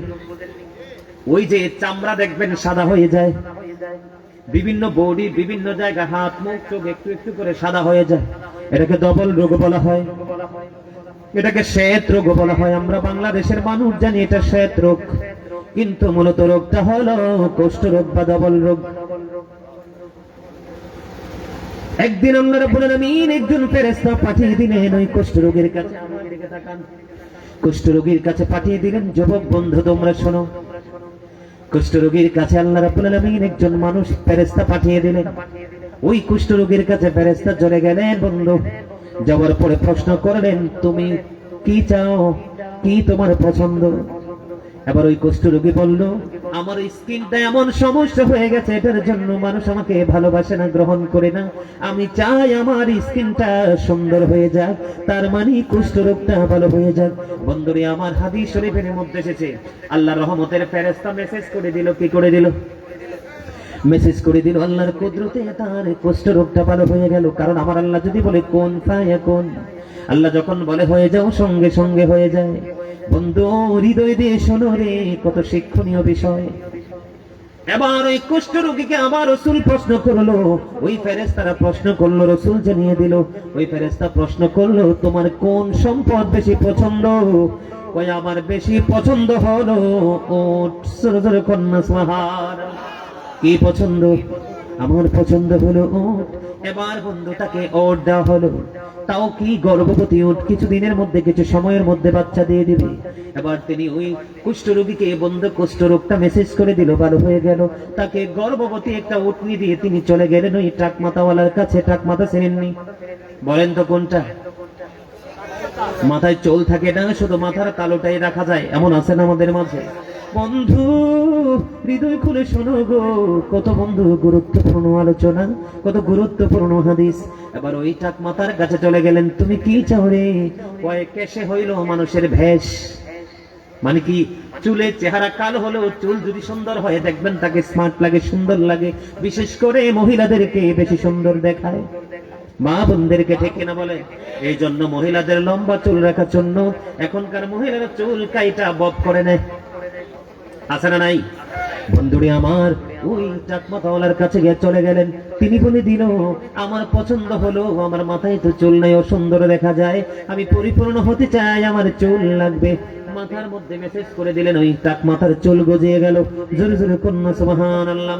এবার প্রশ্ন করলেন, তোমার কোন মাল পছন্দ? এবার তিনি উত্তর দিয়ে দিলেন, আমার ওই মাল পছন্দ। তাকে দিয়ে দিলেন গর্ভবতী গরু। গর্ভবতী গরু দিয়ে দিলেন যে গরুর পেটে বাচ্চা আছে। এবার এখান থেকে দিয়ে তিনি চলে গেলেন বন্ধু অন্ধ লোকের কাছে। ওই অন্ধ লোকটাকে প্রশ্ন করলেন, কে রে, তোমার কি পছন্দ? এবার ওই অন্ধ লোকটা ডাক দিয়ে বলল, আল্লাহর এই সুন্দর সৃষ্টি পৃথিবী আমি বিচরণ করতেছি কিন্তু দেখতে পাই না, আমি আমার দৃষ্টিশক্তি ফিরে পেতে চাই। আমার আল্লাহ রাব্বুল আলামিনের হুকুমে ওই ফেরেশতা যখন মেসেজ দিয়ে দিল, তার ওই বন্ধু অন্ধ চোখ ভালো হয়ে গেল। এবার তাকে প্রশ্ন করলেন, তোমার কোন দৌলত পছন্দ? আমার পছন্দ হলো ছাগল। তাকে একটা গর্ভবতী ছাগি দেওয়া হলো। জোরে জোরে কন্যা সুবহানাল্লাহ। ও বন্ধু, প্রথম জনের কুষ্ঠরোগ ভালো হয়ে গেল, গর্ভবতী উটনি পেল সম্পদ। দ্বিতীয় লোকের টাক মাথা চুল গজিয়ে গেলে পরিপূর্ণ হলো, পেয়ে গেল গর্ভবতী গাভী। ও বন্ধু, তৃতীয় জন ছিল অন্ধ, পেয়ে গেল দৃষ্টিশক্তি। সম্পদ হিসাবে দিয়ে দিলেন বন্ধু গর্ভবতী ছাগি। এবার দিন চলে গেল, ওই উটনি বাচ্চা দিয়ে দিল, গরু বাচ্চা দিয়ে দিল, ছাগল বাচ্চা দিয়ে দিল। দিদি দিদি দিদি দিতে তাদের এই সম্পদ বেড়ে গেল। আমাদের হয় কি হয় না? কথা বলেন না কেন? হয় কি হয় না? একটা ছোট কিনলে বড় হয়ে বড় হয়ে মা হয়ে মা হয়ে বাচ্চা দেয়, বাচ্চা আবার বাচ্চা দেয়, এমনি করে শূন্য গোয়াল ঘরটা পরিপূর্ণ হয়ে যায়। বন্ধুরে আমার, ঠিক দেখতে দেখতে সময় পেরিয়ে গেল। আল্লাহ রাব্বুল আলামিন কেমন করে বান্দাকে পরীক্ষা করে দেখেন। এবার হঠাৎ করে অনেক সময় পার হয়ে গেল, তাদের অনেক সম্পদ হয়ে গেল। হঠাৎ করে আল্লাহ রাব্বুল আলামিন একজন পথিক, একজন মুসাফির, ও বন্ধু একজন মাজলুমের মতো প্রথম ওই কুষ্ঠরোগের কাছে পাঠিয়ে দিল। যাওয়ার পরে ওই ফেরেশতা যিনি দিয়ে গেছেন, ভালো করে গেছেন, ওই ফেরেশতা আবার রিটার্ন এসেছে। বন্ধু আল্লাহ রাব্বুল আলামিনের হুকুমে চেঞ্জ হয়ে আসলো। আসার পরে এবার প্রশ্ন করলো, আমি তো পথিক, আমার সব হারিয়ে নিঃস্ব হয়ে গেছে, বাড়ি যাওয়ার মতো কোনো সম্পদ নাই, এখানে তো তোমার ওট আছে, এখান থেকে আমাকে একটু সম্পদ দিয়ে দাও। এবার বন্ধু ওই লোকটা না করে দিল, না না না, এই সম্পদ আমি তোমাকে দেব না, এই সম্পদ আমি পূর্বপুরুষ থেকে পেয়েছি। জোরে কন্যা নাউজুবিল্লাহ। জায়গায় পল্টি নিছে কিনা? কথা বলেন না কেন? পল্টি নিছে কিনা? এই জন্য আমি বলি, the rich are not always happy. ধনীরা সব সময় সুখী নয়। সমাজের জন্য, জাতির জন্য প্রত্যেকটা জায়গায় নোংরামের সৃষ্টি করে ধনীর বাপের ছেলেমেয়েরা। কথা বলে না কেন? আল্লামা ইবনে হাজার আসকালানী রাহমাতুল্লাহি আলাইহি তিনি হাসান ইবনে জাকওয়ান থেকে বর্ণনা করেছেন। তিনি বলেছেন, পৃথিবীতে পথ চলার সময় ধনী বাপের বেটা এবং বেটির সাথে সম্পর্ক করিও না। জোরে জোরে কন্যা সুবহানাল্লাহ। কথা বলেন না কেন? The poor are born to suffer. গরিবরা জন্মগ্রহণ করেছে দুঃখ ভোগের জন্য, আর গরিবদের দুঃখ নেমে আসে গরিবদের অর্থাৎ ধনীদের অত্যাচারের কারণে। কথা বল না কেন? কিন্তু সব ধনী কিন্তু খারাপ না। কথা বলে না কেন? সব ধনী মানুষকে খারাপ, তবে যাচাই বাছাই করে প্রেম করতে হবে বন্ধু। সে কি করলো? রূপটাকে চেঞ্জ করে ফেললো, তার মানে সে দিবে না। ওই যে আল্লাহ বলেছেন, যখন তোমার কেউ ছিল না তখন ছিলাম আমি, এখন তোমার সব হয়েছে, পর হয়েছি আমি। যখন তোমার কেউ রবে না, রব শুধু আমি। আমার কাছে আসতে হবে, মনে রেখো তুমি। তোরা চাসনে কেছো, তোরা চাসনে কেছো কারো কাছে খোদার মদদ ছাড়া। অন্যের ওপর ভরসা ছেড়ে নিজের পায়ে দাঁড়া। ও মারহাবা কন্যা। কথা বোঝেন নাই? তার মানে তুমি তো অসুস্থ ছিলে, তখন তো কেউ ছিল না তোমার, আল্লাহ সুস্থ করে দিল। তুমি তো সম্পদহীন ছিলে, সম্পদ দিয়ে দিল মালিক, এখন সম্পদ পেয়ে ভুলে গেল মালিককে। ঠিক কিনা বলেন? আসলে এগুলো কি তার পূর্বপুরুষতে পাওয়া সম্পদ? না না না, এই যুগের মানুষগুলো ধন দৌলত শারীরিক মানসিক সুস্থতা পেয়ে বন্ধু আল্লাহকে ভুলে গেল, রাসূলকে ভুলে গেল। তার প্র্যাকটিক্যাল এক্সাম্পল হলো আজকের আপনাদের এই মাহফিল। আমি বিশ্বাস করেছি লোকে লোকারণ্য হয়ে যাবে, এখানে মানুষগুলো অপেক্ষা করবে, কিন্তু এসে দেখলাম না, তার উল্টো হয়ে গেল। তার মানে তোমার যখন রুহের জগতে তোমার মিটিং হয়েছিল, তুমি তো জানো না। ও বন্ধু, পৃথিবীর সকল আত্মা নিয়ে আল্লাহ রাব্বুল আলামিন রুহের জগতে আলমে আর ভাই মিটিং ডেকেছিলেন। ওই মিটিং এ প্রশ্ন করেছিলেন, আলাস্তু বিরব্বিকুম, আমি কি তোমাদের প্রভু নই? তখন আমরা সকলে বলেছিলাম, ক্বালু বালা, হ্যাঁ আপনি আমাদের প্রভু। তখন আমরা প্রভু বলে স্বীকৃতি দিলাম। আজকে প্রভুর সাথে কি সদ আচরণ হয়েছে? কথা বলেন না কেন? আরো জোরে। আল্লাহ আপনাকে তো সুন্দর করে পাঠালো, তো সুন্দর করে বানালো, আপনার আচরণ কিন্তু সুন্দর নয়, এতে আল্লাহর কিছু হবে না, যত ক্ষতি সব আপনারই। কথা বলেন না কেন? যারা আজকে মাহফিলে এসেছেন তাদের রাতও পার হয়ে গেছে, আর যারা বাড়িতে বসে বসে মোবাইল টিপে ফেসবুক চালায় তাদের রাতও পার হয়ে গেছে। বন্ধু, তারা শয়তানের ধোঁকায় পড়ে নিমজ্জিত হলো জাহান্নামী। আর আপনারা যারা শয়তানকে ওভারটেক করে শয়তানকে ধাক্কা মেরে ফেলে দিয়ে জান্নাতের বাগানে, আপনারা হয়ে গেলেন জান্নাতের মেহমান। ঠিক কিনা বলে? বন্ধু, পোল্ট্রি নিছে কিনা, যেটা লোকাল ভাষা বলে ফেললাম, চেঞ্জ হয়ে গেল কিনা, মানসিক পরিবর্তন আসলো কিনা, মালিক কি সবকিছু দেখে কি দেখে না? ও বন্ধু, ওই কুষ্ঠ রোগী জানে না এটা যে তার জন্য পরীক্ষা। ও বন্ধু, কুষ্ঠ রোগী বুঝে না এই ফল তার আল্লাহর পক্ষ থেকে এসেছে, সে তো বোঝে না। আল্লাহ কোরআনে বলে দিয়েছেন, ওয়ালিল্লাহি মা ফিস সামাওয়াতি ওয়া মা ফিল আরদ ওয়া ইলাল্লাহি তুরজাউল উমুর। আপনারা আসেনিও আসেনি কোরআন শরীফে আল্লাহ রাব্বুল আলামিন বলেছেন, আসমান জমিনে যা কিছু আছে সবকিছু আল্লাহর, একদিন সবকিছু আল্লাহর দিকে ফিরে যাবে। ঠিক কিনা বলেন? আমরা যাব কিনা? আরো জোরে বলেন। আমরা যদি না থাকি আমাদের দৌলতের কোনো দাম আসেনি। বন্ধুরে আমার, এই জন্য বুদ্ধিমান মানুষ যারা আজকে এখানে এসেছেন, যারা বুদ্ধিহীন তারাই বাইরে আছে। বন্ধু, এবার কুষ্ঠ রোগীকে ডাক দিয়ে বললেন, ফেরেশতা, আমি তো তোমাকে চিনি, মনে হয় তুমি কি কুষ্ঠ রোগী না? আল্লাহু আকবার কর না। এরপরেও ওই দামরা বলদের কি আসে না? কথা বলেন না কেন? আমাদের মধ্যে এমন দামরা আছে না, ধাক্কা দিলেও তার বিবেক জাগ্রত হয় না। ঠিক কিনা বলেন? আর একটা চোখ গুলানি দিলেই কিন্তু কি হয়ে যায়। এবার বন্ধু, কুষ্ঠ রোগীকে ওই ফেরেশতা ডাক দিয়ে বলল, তুমি যা বলেছো ঠিক বলনি, তুমি মিথ্যে বলেছো। তুমি তো কুষ্ঠ রোগী, মালিক তোমাকে কুষ্ঠ রোগ ভালো করে দিল, দয়া করে তোমাকে সম্পদের মালিক ওট দিয়ে দিল। তুমি যা করেছো সব ভুল করেছো, তুমি যা করেছো ভুল করেছো। তুমি যদি মিথ্যে বলে থাকো তোমার সব কিছু ধ্বংস হয়ে যাবে। জোরে জোরে কন্যা নাউজুবিল্লাহ। আর বাকি আছে কয়জন? দুইজন বন্ধু টাকমাতাওয়ালা। ওই টাকমাতাওয়ালার কাছে যাইতে দেরি, ওই টাকমাতাওয়ালা ওই ওটের মালিক কুষ্ঠ রোগের মতো বলে দিল, না না না, পূর্বপুরুষ থেকে পাওয়া সম্পদ এগুলো আমি দিতে পারবো না। এখান থেকে বন্ধু কুষ্ঠ রোগীকে ওই টাকমাতাওয়ালাকে অভিশাপ দিয়ে চলে গেলেন আবার ওই ছাগলের মালিকের কাছে, অন্ধ লোকের কাছে। অন্ধ লোকের কাছে গিয়ে বললেন, বাবা রে, আমি তো মুসলিম, আমি তো মুসাফির, আমার কাছে তো কিছুই নাই, আমি বাড়ি যাব কেমন করে? তোমার এখান থেকে যদি একটা বকরির সম্পদ দিতে আমার উপকার হতো, বাড়ি যেতে পারতাম। এবার বন্ধু, ওই ছাগলের মালিক অন্ধ লোক একটা ডাক দিয়ে বলল, ওই ছাগলের মালিক একটা ডাক দিয়ে বলল, তুমি কি ফকির হয়ে গেছো, মিসকিন হয়ে গেছো? তুমি মুসাফির, তোমার কাছে কিচ্ছু নাই। ওরে মুসাফির, ও মালিকের পাগল, আমার এখান থেকে যত খুশি তুমি তত নিয়ে যাও রে, কারণ আমি ছিলাম অন্ধ, আমার মালিক দয়া করে আমাকে ভালো করে দিল। আমার দৌলত ছিল না, এই মালিক দয়া করে আমাকে ছাগল দিল, আজকে আমি সম্পদের মালিক। তুমি এখান থেকে যত খুশি নিয়ে যাও। জোরে জোরে কন্যা সুবহানাল্লাহ। আর জোরে বলেন না সুবহানাল্লাহ। এখান থেকে শিখতে পারছেন নি কিছু? এবার বন্ধু, কি হয়ে গেল ঘটনা? এবার ওই পথিক, ওই মুসাফির একটা ডাক দিয়ে বলল, ও ছাগলের মালিক রে, ও অন্ধ লোক রে, আমি দুনিয়ার কোনো মানুষ নই। ওরে, আমি দুনিয়ার কোনো মানুষ নই, আমি এসেছি মালিকের পক্ষ থেকে তোমাদেরকে পরীক্ষা করতে। ওই দুইজন পরীক্ষায় ফেল করেছে, তুমি এই পরীক্ষায় উত্তীর্ণ হয়েছ। জোরে জোরে বলেন না সুবহানাল্লাহ। আর জোরে বলেন না সুবহানাল্লাহ। আপনাদেরকে আমি বলে দেই, দেখবেন আমাদের এই দেশে, কোন দেশে, আজকে আপনাদের এলাকাতে যাচাই করে দেখবেন, ও বন্ধু, হুজুরদের কথা আগে মানার চেষ্টা করে গরিবরা, কথা কয় না, ইমাম সাহেবের কথা অমান্য করার চেষ্টা করে আগে সমাজের নষ্ট ধনী মানুষরা। কথা বলেন না কেন? ওই ছাগলের মালিকের চাইতে ওটের মালিক ধনী কিনা? কথা বলে না। ছাগলের মালিকের চাইতে গরুর মালিক ধনী কিনা? তাহলে বুঝেন, দুইটা কিন্তু নাফরমানি করলো, আল্লাহর নিয়ামতকে অস্বীকার করলো, আর ছাগলের মালিক স্বীকৃতি দিয়ে পরীক্ষায় বিজয়ী হয়ে গেল। জোরে জোরে কন্যা সুবহানাল্লাহ। আজকে আমাদের দেশের মানুষের সেই সেম ঘটনা। ঠিক না বলেন? তাহলে দুনিয়া দিয়ে আল্লাহ কি করেছেন? আপনাকে আমাকে পরীক্ষা, আমরা পরীক্ষার হলে আছি। ঠিক না বলেন?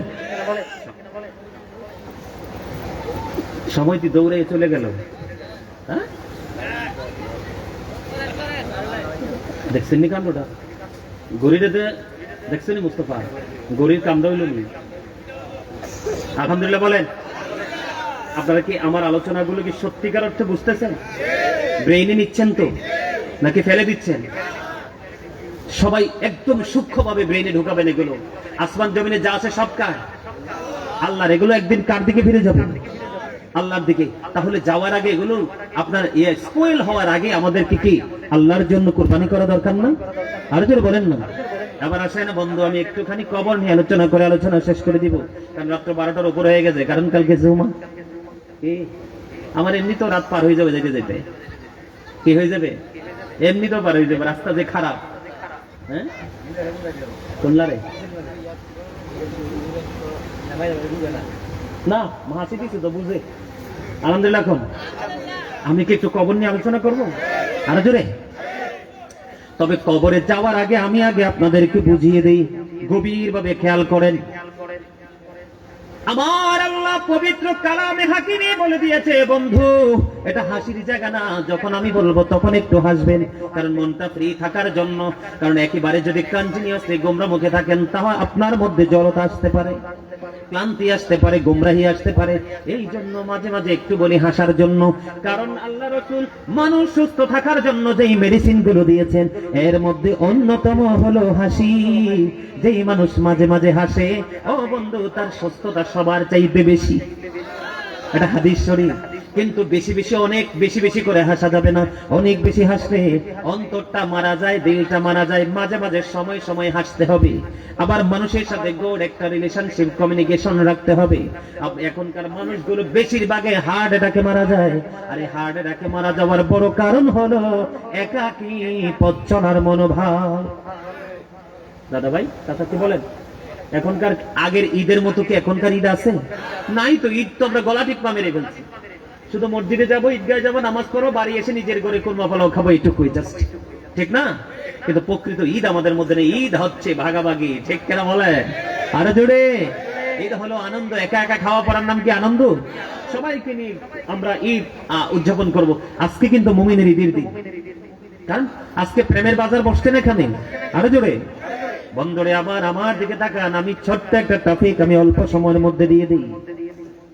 আমার আল্লাহ পবিত্র কালামে হাকিমে সূরা ইনফিতরের মধ্যে বলে দিয়েছেন, আমার দিকে তাকান, ওয়া ইদাল কুবুর বুসিরাত আলিমাত নাফসুম মা কদ্দামাত ওয়া আখরাত। আল্লাহ রাব্বুল আলামিন বলে দিয়েছে, দিকে তাকান, আমার দিকে তাকান। বন্ধু, অবিজ্ঞর উত্তর পাড়ার আমার ভাই বাবা গো, বিশেষ করে মা বোনদেরকে বলছে গো, মা গো, আমি আমার বোনদেরকে বলছি গো, বড় ভয় লাগে। কারণ আমার রাসূলের পরে পৃথিবীর বুকে কেউ যদি আমার প্রিয় থাকে রে, সেইটা হলো আমার মা, এর পরে হলো আমার বাবা। আমি আমার মাকে বেশি ভালোবাসি বন্ধু। আমার মনের মধ্যে একটা ভয়, আমার মনের মধ্যে একটা কম্পন কেন জানি বড় হুজুর। আমার রাসূল যখন মেরাজে গেলেন, জাহান্নামের দিকে নজর দিলেন, জাহান্নামের দিকে নজর দিয়ে চাইয়া দেখলেন, ওই জাহান্নামের মধ্যে ধনী মানুষ বেশি রে, আর মা বোন নারীদের সংখ্যা বেশি। জোরে কন্যা নাউজুবিল্লাহ। বন্ধু, জান্নাতের দিকে যখন নজর দিয়ে দিল রে, আমার রাসূল চাইয়া দেখলেন জান্নাতের মধ্যে গরিব মানুষ বেশি আর পুরুষের সংখ্যা বেশি। জোরে জোরে কন্যা সুবহানাল্লাহ। এই জন্য আমি বিজ্ঞর উত্তর পাড়ার আমার মা বোনদেরকে বলে দিতে চাই, গোটা পৃথিবীর আমার মা বোনদেরকে বলে দিতে চাই গো, মা গো, আমি আমার মাকে সবার আগে বেশি ভালোবাসি, তারপরে আমার বাবা। এই জন্য আমি আপনাদেরকে বলে দিতে চাই বন্ধু, আমার রাসূল বললেন জাহান্নামের দিকে নারীর সংখ্যা বেশি। আমার রাসূল যেন বলে দিলেন, আল্লাহ কোরআনে বলে দিয়েছেন, কবরটা যখন ওপেন হয়ে যাবে, কি হয়ে যাবে? ওয়া ইদাল কুবুর বুসিরাত আলিমাত নাফসুম মা কদ্দামাত ওয়া আখরাত। আমার আল্লাহ বলে দিয়েছেন, কবরটা যখন ওপেনিং করা হবে, আপনি আমি আমরা প্রত্যেকে কে কি করেছে আর কি করিনি প্র্যাকটিক্যালি দেখতে পারবো, জানতে পারবো। তাহলে লুকাবার কোনো সুযোগ আছে নেই? কথা বলেন না কেন? কাউকে দোষ দিতে পারবো না। কে রামান কাটিবি কাঁদে বসিয়া, সকল কর্ম লিখিতেছে হুকুমনিয়া, আল্লাহর হুকুমনিয়া। ঠিক না বেঠিক? এটা হলো কোরআন। ও বন্ধু, আমার রাসূল বলতেছেন, আল কবরু রাউজাতুম মির রিয়াদিল জান্নাতি ওয়া হুফরাতুম মিন হুফারিন নার। আমার রাসূল বলে দিয়েছেন কবরটা জান্নাতের একটা বাগান হবে, জাহান্নামের একটা গর্ত হবে। একবার বলেন সুবহানাল্লাহ, একবার বলেন নাউজুবিল্লাহ। কবরের রূপ হবে কয়টা? একটা হলো জান্নাত আর একটা হলো জাহান্নাম। খেয়াল করেন বন্ধুরে আমার, ইমানদারের কবর হবে দৈর্ঘ্যে প্রস্থে 70 গুণ প্রশস্ত, নূরের আলোয় আলোকিত হয়ে যাবে, জান্নাতি খাবার তাদের জন্য বরাদ্দ হয়ে যাবে। জোরে জোরে কন্যা সুবহানাল্লাহ। কবরটা জান্নাত হয়ে যাবে, জাহান্নাম হয়ে যাবে। কবরে যাওয়ার আগে আপনাদেরকে বুঝে রাখা দরকার, আল্লাহ বলেছেন ইন্না বাতুশা রাব্বিকা লাশাদীদ, আল্লাহর ধরা বড় শক্ত ধরা। আল্লাহ বলেছেন ইন্নাল্লাহা সারিউল হিসাব, আল্লাহ is going to take account, আল্লাহ ধরবে খুব শক্তভাবে, হিসাব নেবে খুব চুকিয়ে চুকিয়ে। বন্ধু, সবচেয়ে বড় ভয়ঙ্কর এই দুনিয়ার মানুষের চেহারার দিকে তাকাইলে অপরাধী মানুষই বেশি খুঁজে পাওয়া যায়। কথা বলেন না কেন? আরো জোরে বলেন। সমাজের মধ্যে নারীদের বেলায় বন্ধু সবচেয়ে বেশি হলো বেপর্দা, আর পুরুষের ক্ষেত্রে সবচেয়ে বেশি হলো সুদ এবং দোকানে বসে গীবত। কথা বলেন না কেন? আছে না নাই? এক একটা এলাকায় এক এক রকম থাকতে পারে, আপনাদের এলাকায় থাকতেও পারে, নাও থাকতে পারে। বন্ধুরে আবার আমার দিকে তাকান, খেয়াল করেন সূরা ইউনূস 44 নম্বর আয়াত। আল্লাহ বলেছেন ইন্নাল্লাহা লা ইয়াজলিমুন নাসা শাইয়্যান ওয়ালাকিন্নান নাসা আনফুসাহুম ইয়াজলিমুন। আল্লাহ বলেছেন আল্লাহ বান্দার উপর জুলুম করে না, বান্দা নিজেই নিজের উপর জুলুম করে, অত্যাচার করে। আল্লাহ বলেছেন আল্লাহু লা ইউহিব্বুজ জালিমিন, জালেম যারা, অত্যাচারী যারা, জালেম অত্যাচারীকে আমার আল্লাহ পছন্দ করে না, ভালোবাসে না। আরে বিজ্ঞানের মানুষ, কত ভয়ঙ্কর খবর রে ও বন্ধু। আল্লাহ বলেছেন জালেম অত্যাচারীরা যখন বিপদে পড়ে যাবে, ওমারি যালিমিনা মিন আনসার, জালেমরা যখন বিপদে পড়ে যাবে, তারা বাঁচতে পারবে, তাদের জন্য আবার আল্লাহ কোনো সাহায্যকারীও রাখে না। জোরে জোরে কন্যা নাউজুবিল্লাহ। বন্ধুরে আবার আমার দিকে তাকান বন্ধু, জাহান্নামী মানুষ, মুনাফিক মানুষ, বেঈমান কাফেররা কিন্তু অনন্তকাল জাহান্নামে। আমাদের মধ্যে দাড়িওয়ালা, টুপিওয়ালা, পাগড়িওয়ালা, সবওয়ালা, নামাজওয়ালা আছে, মুনাফিক। কথা কয় না কেন? মুনাফিক আছে না নাই? ইমানদারের ঠিকানা হলো জান্নাত, মুনাফিকের কবর হয়ে গেল বন্ধু জাহান্নাম। বন্ধু, মুনাফিক যখন কবরে যাবে রে, প্রশ্ন করা হবে রে, সে তো উত্তর দিতে পারবে না। গায়ের থেকে আওয়াজ আসবে, মাটি মাটি রে। ওই বেয়াদবটাকে ভালো করে তুমি আজকে আঁকড়ে ধরো। তুমি মাটির উপর দাঁড়িয়ে দাঁড়িয়ে কত অন্যায় করেছে, কত অপরাধ করেছে। কোনোদিন তোমার মধ্যে তাকে প্রবেশ করতে হবে, সেটা সে কোনোদিন কল্পনাও করে না। মাটি মাটি রে, ওই পাপীটাকে তুমি শক্ত করে গ্রাস করো। আল্লাহি বন্ধু, আল্লাহর কসম করে বলছি রে, কতবার যে হাদিস শরীফটা আমি পড়েছি রে বন্ধু, আর চোখের পানিগুলো ঝরে ঝরে পড়েছে বন্ধু। কে হবে রে সেই দিন, এই দুঃখের দিনের সাথী রে? কে হবে ক্লান্তি লগ্নে আপনার হাল ধরার মতো? কারণ আমার রাসূলকেও পাবো না, আল্লাহকেও পাবো না। আল্লাহ বলে দিয়েছে বিপদে পড়লে তুমি কোনো সাহায্যকারীও পাবা না। বন্ধু, মাটিগুলো ওই মুনাফিক, ওই পাপী জাহান্নামীকে এমন ভাবে চাপ দিবে রে, চাপটা দিতে দেরি হাড়গুলো ভেঙে যাবে। আমার দিকে তাকান, এই যে দেখেন একটা আমার দুইটা হাড়, এই হাড়গুলো একটা হাত আর একটা হাতের মধ্যে আমি যেইভাবে পাশাপাশি করে দিলাম, এমন করে হবে না। একটা হাড় আর একটা হাড়ের মধ্যে বরাবর ঢুকে যাবে। জোরে জোরে কন্যা নাউজুবিল্লাহ। চিৎকার করতে থাকবে বন্ধু, কান্না করতে থাকবে, কে রে সেই দিন সাহায্যকারী হবে? তুমি ছেলে মেয়ের জন্য, তোমার এই দুনিয়ার জন্য তুমি কি না করেছো? আমার আল্লাহ বলে দিয়েছেন কোরআন শরীফের 19 পারা সূরা শুআরা 88 নম্বর আয়াতে আল্লাহ বলে দিয়েছেন ইয়াউমা লা ইয়ানফাউ মালু ওয়ালা বানুন। ও বন্ধু, সেই বিপদের দিন তোমার ধন সম্পদ, সন্তান সন্ততি একটাও কোনো কাজে আসবে না। আমার আল্লাহ কোরআন শরীফ 19 পারা সূরা শুআরার মধ্যে বলে দিয়েছেন। শুধু তাই নয় বন্ধু, জাহান্নামীদের জন্য সবচেয়ে কম আযাব হলো আগুনের একটা জোড়া জুতা। আগুনের কি একটা জোড়া জুতা পরিয়ে দিতে হবে, পরিয়ে দিবে রে বন্ধু। মাথার মগজটা বিয়ে বাড়ির মতো, ঈদের দিনের মতো, শীতের দিনে গরম পানির পাতিলের মতো উতরাইতে থাকবে বন্ধু। চিৎকার করবে সেদিন, কে রে শুনবে সেদিন ডাক রে? তুমি সেদিন সেই ডাক শুনবে না। ও বন্ধু, তোমাদেরকে আমি ধারণা দিয়ে দেই, দুনিয়ার আগুনের মতো হবে না এই আগুন রে। হযরত আবু হুরায়রা রাদিয়াল্লাহু তাআলা আনহু থেকে হাদিস কানা বর্ণিত, আমার আপনার প্রাণের রাসূল তিনি বলে দিয়েছেন জাহান্নামের আগুনটাকে আমার আল্লাহ 1000 বছর তাপ দিয়েছে, রং হলো সাদা। আমার আল্লাহ আরো 1000 বছর তাপ দিয়েছেন, রং হয়ে গেল লাল। বন্ধু, আরো 1000 বছর তাপ দিয়েছে, রং হয়ে গেল কালো রে। 3000 বছর উত্তপ্ত করে কালো জাহান্নামের আগুনটা বরাদ্দ করে রেখে দিয়েছে। জোরে জোরে কন্যা নাউজুবিল্লাহ, আর জোরে বলেন না নাউজুবিল্লাহ। বন্ধু কেমন করে বুঝাইলে তোমরা বুঝবা গো, কত ভয়ঙ্কর হবে ওই দিনটা। আজকে যদি কোনো মা বোনের ঘরে যদি বাচ্চা প্রসবের সময় হয়, আত্মীয় স্বজন সবাই পাগল হয়ে যায়, কেমন ভাবে যে বাচ্চাটা ভালো থাকবে, মাটা ভালো থাকবে, ওই দিনটা কত ভয়ঙ্কর হবে। মা বাচ্চা প্রসব হওয়ার আগে বাচ্চা ঝরে যাবে, গর্ভপাত করে ফেলবে, মা টেরও পাবে না, তো ভয়ঙ্কর হবে। আমার আল্লাহ বলে দিয়েছেন ইদাস সামাউ ফাতারাত وإذا الكواكب انتثرت وإذا البحار فجرت। আমার আল্লাহ বলে দিয়েছে আকাশটা ভেঙে যাবে, তারকাগুলো বন্ধু ঝরে ঝরে পড়বে, সমুদ্র সেদিন উদ্বেলিত হয়ে যাবে রে। ও বন্ধু আমার দিকে তাকাও, পাপীদের সাজার কোনো শেষ নাই। এই পৃথিবী থেকে বর্তমানে সূর্যটা 9,13,00,000 মাইল দূরে। সূর্যের আলো পৃথিবীতে আসতে সময় লাগে মাত্র 8 মিনিট 20 সেকেন্ড। প্রতি সেকেন্ডে 1,86,000 মাইল বেগে পৃথিবীর দিকে ছুটে আসে। ও বন্ধু সেই দিন আসমান ভেঙে যাবে, তারকাগুলো ঝরে ঝরে পড়বে, সমুদ্রটা সেদিন উদ্বেলিত হয়ে যাবে। ওই দিন সূর্যটা পাপী লোকেদের একেবারে মাথার উপর সরাসরি থাকবে, ঘামতে থাকবে, দুর্গন্ধময় হয়ে যাবে পরিবেশ। এই ঘামের মধ্যে দুর্গন্ধের মধ্যে থাকতে হবে। জুড়ে জুড়ে কন্যা নাউজুবিল্লাহ। আরে বিদ্যুৎ উত্তর পাড়ার যুবক, আজকে তোমরা যারা এই জান্নাতের বাগানে এসেছো, যৌবন কালকে তোমরা এমনি যদি জীবন ভর কাজে লাগাতে পারো, দুনিয়ার সময় দুনিয়ার কাজ করবে, ঘুমানোর সময় তুমি ঘুমাবে, পড়ার সময় তুমি পড়বে। যেমন 365টা রাতের মধ্যে আজকের এই রাতের কিছু অংশ তুমি আল্লাহর জন্য কুরবানি করে দিছো, এমনি করে করে করে করে যদি তোমার জীবনটাকে পার করে দিতে পারো, ওই হাসরের ময়দানে আসমান থাকবে না, কিন্তু আমার আল্লাহর আরশ তো থাকবে। আরশের ছায়ার নিচে আমার আল্লাহ ওই ইমানদার যুবকগুলোকে জায়গা করে দিবে। জুড়ে জুড়ে বলুন সুবহানাল্লাহ। কিন্তু জাহান্নামী যারা পাবে যারা, তারা বন্ধু সরাসরি সূর্যের নিচে দাঁড়িয়ে থাকবে, ঘামতে থাকবে, ওই ঘামের মধ্যে নিজের অঙ্গটা ডুবে যাবে, চিৎকার করতে থাকবে। কে রে দিবে সেই সান্ত্বনা, কে ডাকবে রে সেদিন, কে শুনবে রে নির্মম বন্ধু আর্তনাদ। ও বন্ধু এই জন্য বলে যাই, কবরে যাবার আগে তুমি কবরের প্রস্তুতি নিতে হবে।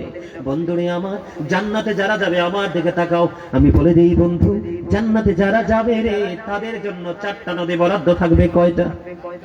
4টা নহর বরাদ্দ থাকবে। একটা হলো মধুর নদী, একটা হলো দুধের নদী, একটা হলো শরবতের নদী, আর একটা হলো পানির নদী রে। ও বন্ধু, যত বেশি মন চায় তুমি পান করতে থাকবে, যত বেশি মন চায় তুমি পান করতে থাকবে বন্ধু। তোমার প্রস্রাব হবে না, পায়খানাও হবে না, একটা ঢেক আসলেই বন্ধু সেটা ফিনিশ হয়ে যাবে। কিন্তু উল্টো দিকে যাও, জাহান্নামী যারা হবে, ও বন্ধু পানির পিপাসায় চিৎকার করতে থাকবে, কান্নাকাটি করতে থাকবে। তখন আমার রাসূল জানিয়ে দিলেন তাদের জন্য একটা পানি বরাদ্দ করে রাখা আছে। ইয়া রাসূলুল্লাহ, ইয়া হাবিবাল্লাহ, নবী ওই পানিটা কেমন গো? ওই যে বলেছে 3000 বছর উত্তপ্ত করে রেখেছে আগুন, ওই আগুনে সিদ্ধ করা পানি বন্ধু। ও বন্ধু, ওই আগুনে সিদ্ধ করা পানি রে জাহান্নামীদের মাথার মধ্যে ঢেলে দেওয়া হবে। মাথার মধ্যে ঢালতে দেরি, মাথাটার মধ্যে ঢুকতে দেরি বন্ধু। ওই মাথায় ঢালতে দেরি, পেটের মধ্যে ঢুকতে দেরি হবে না, পেটটার মধ্যে ঢুকতে দেরি রে। 2 রানের মধ্যখান দিয়ে মোম যেমনি গলে গলে পড়ে যায় বন্ধু, ভিতর থেকে সব কিছু গলে গলে পড়তে থাকবে। কে দেখবে রে সেদিন তোমার এই দুঃখ? এই জন্য করে দিলাম বন্ধু, দুনিয়া বড় নিয়ামত না। তোমরা একটু জরিপ করে দেখো, এই যে আমার দাদা ভাই যে বয়স পেয়েছে, এখনকার ছেলেরা কিন্তু এই বয়স পাওয়ার সম্ভাবনা খুব কম। কথা বলেন না কেন? আপনারা আগে খাবারের যে মজা পাইছেন, এখন খাবারে মজা আসেনি। আপনারা বলেন, আগে গাছের আমে ফলে কত স্বাদ ছিল, এখন স্বাদ কইরা ফল খাওয়া যায় না, পোকা আগে ঢুকে যায়। কথা বলেন না কেন? বাড়ি থেকে পাকায়া পেয়ারা খাইতে পারেন না, না না বড়ই খেতে পারেন। গত বছর বাবা কাঁঠাল আনলো, কাঁঠাল ভাঙ্গার পরে বন্ধু কোষ নিলাম হাতে, চাইয়ে দেখলাম পুরোপুরি ভালো, কোনো পোকা টোকা নাই। ইনটেক কাঁঠালের কোষের মধ্যে বন্ধু পোকা। তাহলে আজকে আমাদের কর্ম আমাদের দুনিয়াটাকে কোথায় নিয়ে গেছে, ঠিক কিনা বলেন বন্ধু গো? কি হবে রে সেদিন তোমার উপায়? কে শুনবে সেদিন তোমার ডাক? কি হবে সেদিন তোমার এই ধন সম্পদ দিয়ে? কিছুই হবে না তোমার এই সন্তান দিয়ে। ও বন্ধু, শুধু এখানে একান্ত নয়, বলবো নি আরো। বন্ধুরে আমার, এই যে বিজ্ঞর উত্তর পাড়ার জমিনে আজকে কবরবাসীর স্মরণে মাহফিলের আয়োজন করা হলো। বন্ধু, তোমরা জানো না জাহান্নাম কত ভয়ঙ্কর, কত নির্মম, কত নিষ্ঠুর হবে রে বন্ধু। ওই জাহান্নাম তোমাকে গিলে গিলে খাবে। ওদের আগ্রহে বসে আছে জাহান্নাম ওই মানুষগুলোকে গিলে খাবার জন্য, গ্রাস করার জন্য। একটা খাবার পাপীদের জন্য বরাদ্দ আছে, ওটার নাম হলো বন্ধু কাঁটাযুক্ত বিষাক্ত খাবার জাক্কুম। জাক্কুম একটা ভয়ঙ্কর ফল। ও বন্ধু, এটা কেমন বিষাক্ত বলবো নি। আল্লাহ রাসূল জানিয়ে দিয়েছে ওই বিজ্ঞর উত্তর পাড়ার জমিনে এই মুহূর্তে যদি একটা ফোঁটা বন্ধু জাক্কুম যদি এই জমিনে এই মুহূর্তে পড়ে রে, ও বন্ধু গোটা পৃথিবীর মাটিটা বিষাক্ত হয়ে যাবে। রাসূল জানিয়ে দিয়েছে কিয়ামত হয়ে যাবে, কিয়ামত পর্যন্ত এই জমিনে কোনো ফসল জন্ম হবে না। জোরে জোরে বলেন না নাউজুবিল্লাহ। বন্ধুরে আমার, এখানে শুধু ক্ষান্ত নয়, এখানে শুধু ক্ষান্ত নয়, আমার রাসূল জানিয়ে দিয়েছেন বন্ধু জাহান্নামীদের সাজার কোনো শেষ নাই। জাহান্নামীদের জন্য আরেকটা খাবার বরাদ্দ, এই খাবারের নাম হলো বন্ধু তিনাতুল খাবার। ইয়া রাসূলুল্লাহ, ইয়া হাবিবাল্লাহ নবী গো, এই তিনাতুল খাবারটা কি গো? আমার রাসূল জানিয়ে দিয়েছেন এই তিনাতুল খাবারটা হলো আরেকটা জাহান্নামীর নিংড়ানো রক্ত পুজ অথবা ঘাম। জোরে জোরে নাউজুবিল্লাহ। খাওয়া যাবে? বলেন না, খাওয়া যাবে? এত কষ্ট সহ্য করে কি থাকা সম্ভব? হ্যাঁ, থাকতে হবে। সবচেয়ে বড় ভয়ঙ্কর খবর হলো এই দুনিয়ায় তুমি বন্ধু টাকা দিয়ে, বিড়ি দিয়ে, সিগারেট দিয়ে, টেলিফোন দিয়ে বিচারটাকে উল্টা পাল্টা করতে পারো। কথা বলে না? সীমানাটাকে এখান থেকে এদিকে তাকান, সীমানাটা এখানে এখানে আনা যায়, যায় কে যায় না? দুনিয়ায় সব কিছু বন্ধু উল্টানো যায়। আমি তোমাদেরকে বলে দেই বন্ধু, এমন ভয়ঙ্কর একটা সময়, এমন ভয়ঙ্কর একটা পরিস্থিতিতে তুমি দাঁড়াতে হবে। আল্লাহ বলেছেন ইন্না বাদশা রাব্বিকা লাশাদীদ, তুমি চাইলেও সেদিন দৌড় দিতে পারবে না, কারণ মালিক ধরবে খুব শক্তভাবে। জোরে জোরে কন্যা নাউজুবিল্লাহ। আর ভয়ঙ্কর খবর হলো আমার আল্লাহ জানিয়ে দিয়েছেন লা ইয়ামুতু, people will not die that day, সেদিন মানুষগুলো মরতে পারবে না। আল্লাহ বলেছেন ফিহা ওয়ালা ইয়াহইয়া, people will not be able to live that day, সেদিন মানুষগুলো বাঁচতেও পারবে না। আল্লাহ বলে দিয়েছেন ওমা হুবান হাবিগু ইদিন, সেদিন মানুষ ওখান থেকে পালাইতেও পারবে না। জোরে জোরে বলেন না নাউজুবিল্লাহ। আমার ওয়াজ কি আপনারা হিসাব মিলাইতে পারছেন? পারছেন? আর জোরে। আর আলোচনা করবেন, অনেক সময় হয়ে গেছে। সম্মানিত উপস্থিতি, বলতেছি আমার দিকে তাকান। এবার আমি আপনাদেরকে একটু ভয়ঙ্কর পাপ নিয়ে একটু বলে দিতে চাই, নেবেন? আপনার সমাজের মধ্যে আমার দিকে তাকান। দুইটা জিনিস আমাদের বাংলাদেশে এখন প্রবল বেগে ছড়াচ্ছে। আগে তো কিছু বলেছি, এখন বলি। একটা হলো গীবত। অল ফিতনাতু আশাদ্দু মিনাল কতল। সমাজের মধ্যে, জাতির মধ্যে ফিতনা সৃষ্টি করা গীবতের মাধ্যমে হত্যার চেয়ে জঘন্য অপরাধ। নাউজুবিল্লাহ বলেন না কেন? আরো জোরে, আরো জোরে। গীবত কত ভয়ঙ্কর। আল্লাহ রাসূল বন্ধুরে আমার একদিন সাহাবায়ে কেরামকে নিয়ে দাঁড়িয়ে রইলেন। আমার দিকে তাকান, খেয়াল করেন বন্ধু, খেয়াল করেন। সাহাবায়ে কেরামদেরকে নিয়ে দাঁড়িয়ে রইলেন। হঠাৎ করে ভয়ঙ্কর একটা দুর্গন্ধ বের হয়ে আসলো, ভেসে ভেসে একটা দুর্গন্ধ আসলো। কি আসলো? ভয়ঙ্কর দুর্গন্ধ, যেটা নেওয়া যায় না। এই ভয়ঙ্কর দুর্গন্ধটা যখন আসলো, আমার রাসূল সাহাবায়ে কেরামদেরকে বলল, তোমরা কি বলতে পারো এই দুর্গন্ধটা কিসের? না না না, আমার আল্লাহ এবং আল্লাহর হাবিবী ভালো জানেন। এই কথাটা বলতে দেরি আমার রাসূল বললেন, ও সাহাবীরা শুনো গো, এই যে দুর্গন্ধটা আসতেছে, একজন বান্দা আরেকজন বান্দার দুর্নাম করতেছে, এই জন্য ওইখান থেকে তার গা থেকে দুর্গন্ধ আসতেছে। জোরে জোরে বলেন না নাউজুবিল্লাহ। যে নারী হোক পুরুষ হোক, দুর্গন্ধ বন্ধ গীবত বলে বলে সমাজকে নষ্ট করে দেয়, পরিবেশকে নষ্ট করে দেয়। ওই দুইটাই দুর্গন্ধযুক্ত মানুষ। আমি বলছি না, রাসূল বলছে। আরো জোরে বলেন নাউজুবিল্লাহ বলেন। আপনার আমার সমাজের মধ্যে আরেকটা ভয়ঙ্কর ব্যাধি আছে, সেটার নাম হলো সুদ। আছে না নাই? আরো জোরে বলেন। টাকা হাওলাত চাইলে কিন্তু পাওয়া যায় না, কিন্তু যখন সুদের কথা বলবেন টাকার অভাব হয় না। এদিকে তাকান, ওইদিকে কি চান?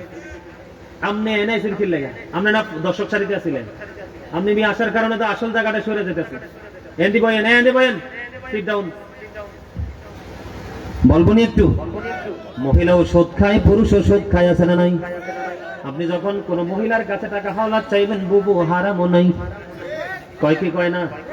যখন সুদের কথা বলবেন, বলবে আমার বড় দুলাভাই বিদেশ, আপার কাছে আছে হুদ্দ, মিছা কথা, সে নিজে কথা কয় না কেন?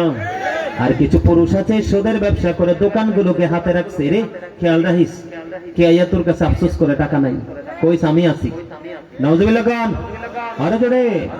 এখন মসজিদ মাদ্রাসা বড় বড় দায়িত্বের জায়গায় কোনো না কোনো জায়গায় সুদ করে ঢুকে গেছে, কথা কয় না কেন? মসজিদে দামি পাঞ্জাবি পরে সবার আগে চলে যায়, আছে না নাই? মসজিদে পড়লে আজান সবার আগে যায়, নামাজ শেষে বাইরে এসে সুদের টাকা খায়, নামাজ হইল না রে তোর, নামাজের নইল না খবর, ঠিক না ভাই?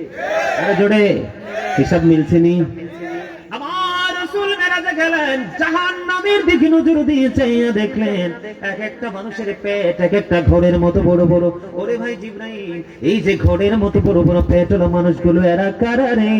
জিবরাইল একটা ডাক দিয়ে বললেন, ইয়া রাসূলুল্লাহ, ইয়া হাবিবাল্লাহ, নবী গো, এরা হলো আপনার দুনিয়ার সুদখোর উম্মত। জোরে জোরে কন্যা নাউজুবিল্লাহ। আমার নবী একটা ডাক দিয়ে বলল, জিবরাইল, আমি নবী চাইয়া দেখলাম ওদের পেটের মধ্যে সাপ আর বিচ্ছু দেখা যায়। জোরে জোরে বলেন না নাউজুবিল্লাহ। সম্মানিত উপস্থিতি, অনেক লম্বা হয়ে গেছে তো আলোচনাটা, করবো এটা পরে, জিকির করতে করতে তো কিয়ামে যাবো, বুঝছো না তুমি? আমার কথা কি বুঝতে পেরেছেন? তাহলে কি হলো? সম্মানিত উপস্থিতি, আবার যদি কখনো কোথাও দেখা হয়, যদি নাও হয় অনলাইন থেকে কালেক্ট করবেন, যদি দেখা হয় নতুন কোনো বিষয় নিয়ে আবার হাজির হয়ে যাব। আজকে যেটুকু করেছি এটুকু মনে রাখাটা আজকে জরুরি, ঠিক কিনা বলেন? প্রথমত কি? দুরুদ, এরপরে কি? জিকির। কথা বলে না। প্রথমত কি? দুরুদ, এরপরে কি? তারপরে কি? দুনিয়ার যে বিভিন্ন নোংরামি, এর মধ্যে বিশেষ করে পোশাক আশাক, কথা বলে না কেন? আরো জোরে, নারী পুরুষের, তাই না? এরপরে হলো দুনিয়ার পরীক্ষা, তারপরে হলো মুক্তাসার কবর আযাব, ঠিক কিনা বলেন? আর এখন হলো দুইটা অপশন, দুইটা হাদিস বলে দিলাম, একটা হলো সুদখোরের আর একটা হলো গীবত করনেওয়ালা যারা। অন্য সময় আবার দেখা হলে আরেকটা কথা বলে দিই, মনে হয়েছে দাদা বলে দিতাম নি? বলে দেন, আপনাদের এলাকায় একজনকে দাওয়াত দিলে দুইজন তিনজন কি যান দাওয়াত খেতে? মানে ধরেন আমি আপনাকে একজনকে দাওয়াত দিলাম, যাওয়ার সময় আপনি দুইজন নিয়ে গেলেন, এরকম আছে না? আরো জোরে বলেন। আছে, কম হোক আর বেশি হোক, আছে তো? আমি আপনাদেরকে বলি এটা অন্যায়। কেমন অন্যায় আমি আপনাকে বলি। যেমন ধরেন আমি আপনাকে দাওয়াত দিলাম, কয়জন? 10 জন। কয়জন? কথা বলে না। কয়জন? এখন 5 জনই ধরেন অতিরিক্ত আরেকজন করে নিয়ে আসলো, 10 জনের খাবার শেষ না? আমার কিন্তু মূল দাওয়াতে আরো 5 জন বাকি আছে। এখন আমি কিন্তু 5 জন আসলে খাবার দিতে পারবো না। এই ছেলে দেখো, পরে পরে কি, আমি কিন্তু 5 জনকে, তোমরা শোনো, তোমরা বেশি করে শোনার দরকার, এগুলো তোমাদের, কারণ যুবকরা চাইলে সমাজকে বদলাতে পারে, এগুলো তোমাদের জানা দরকার।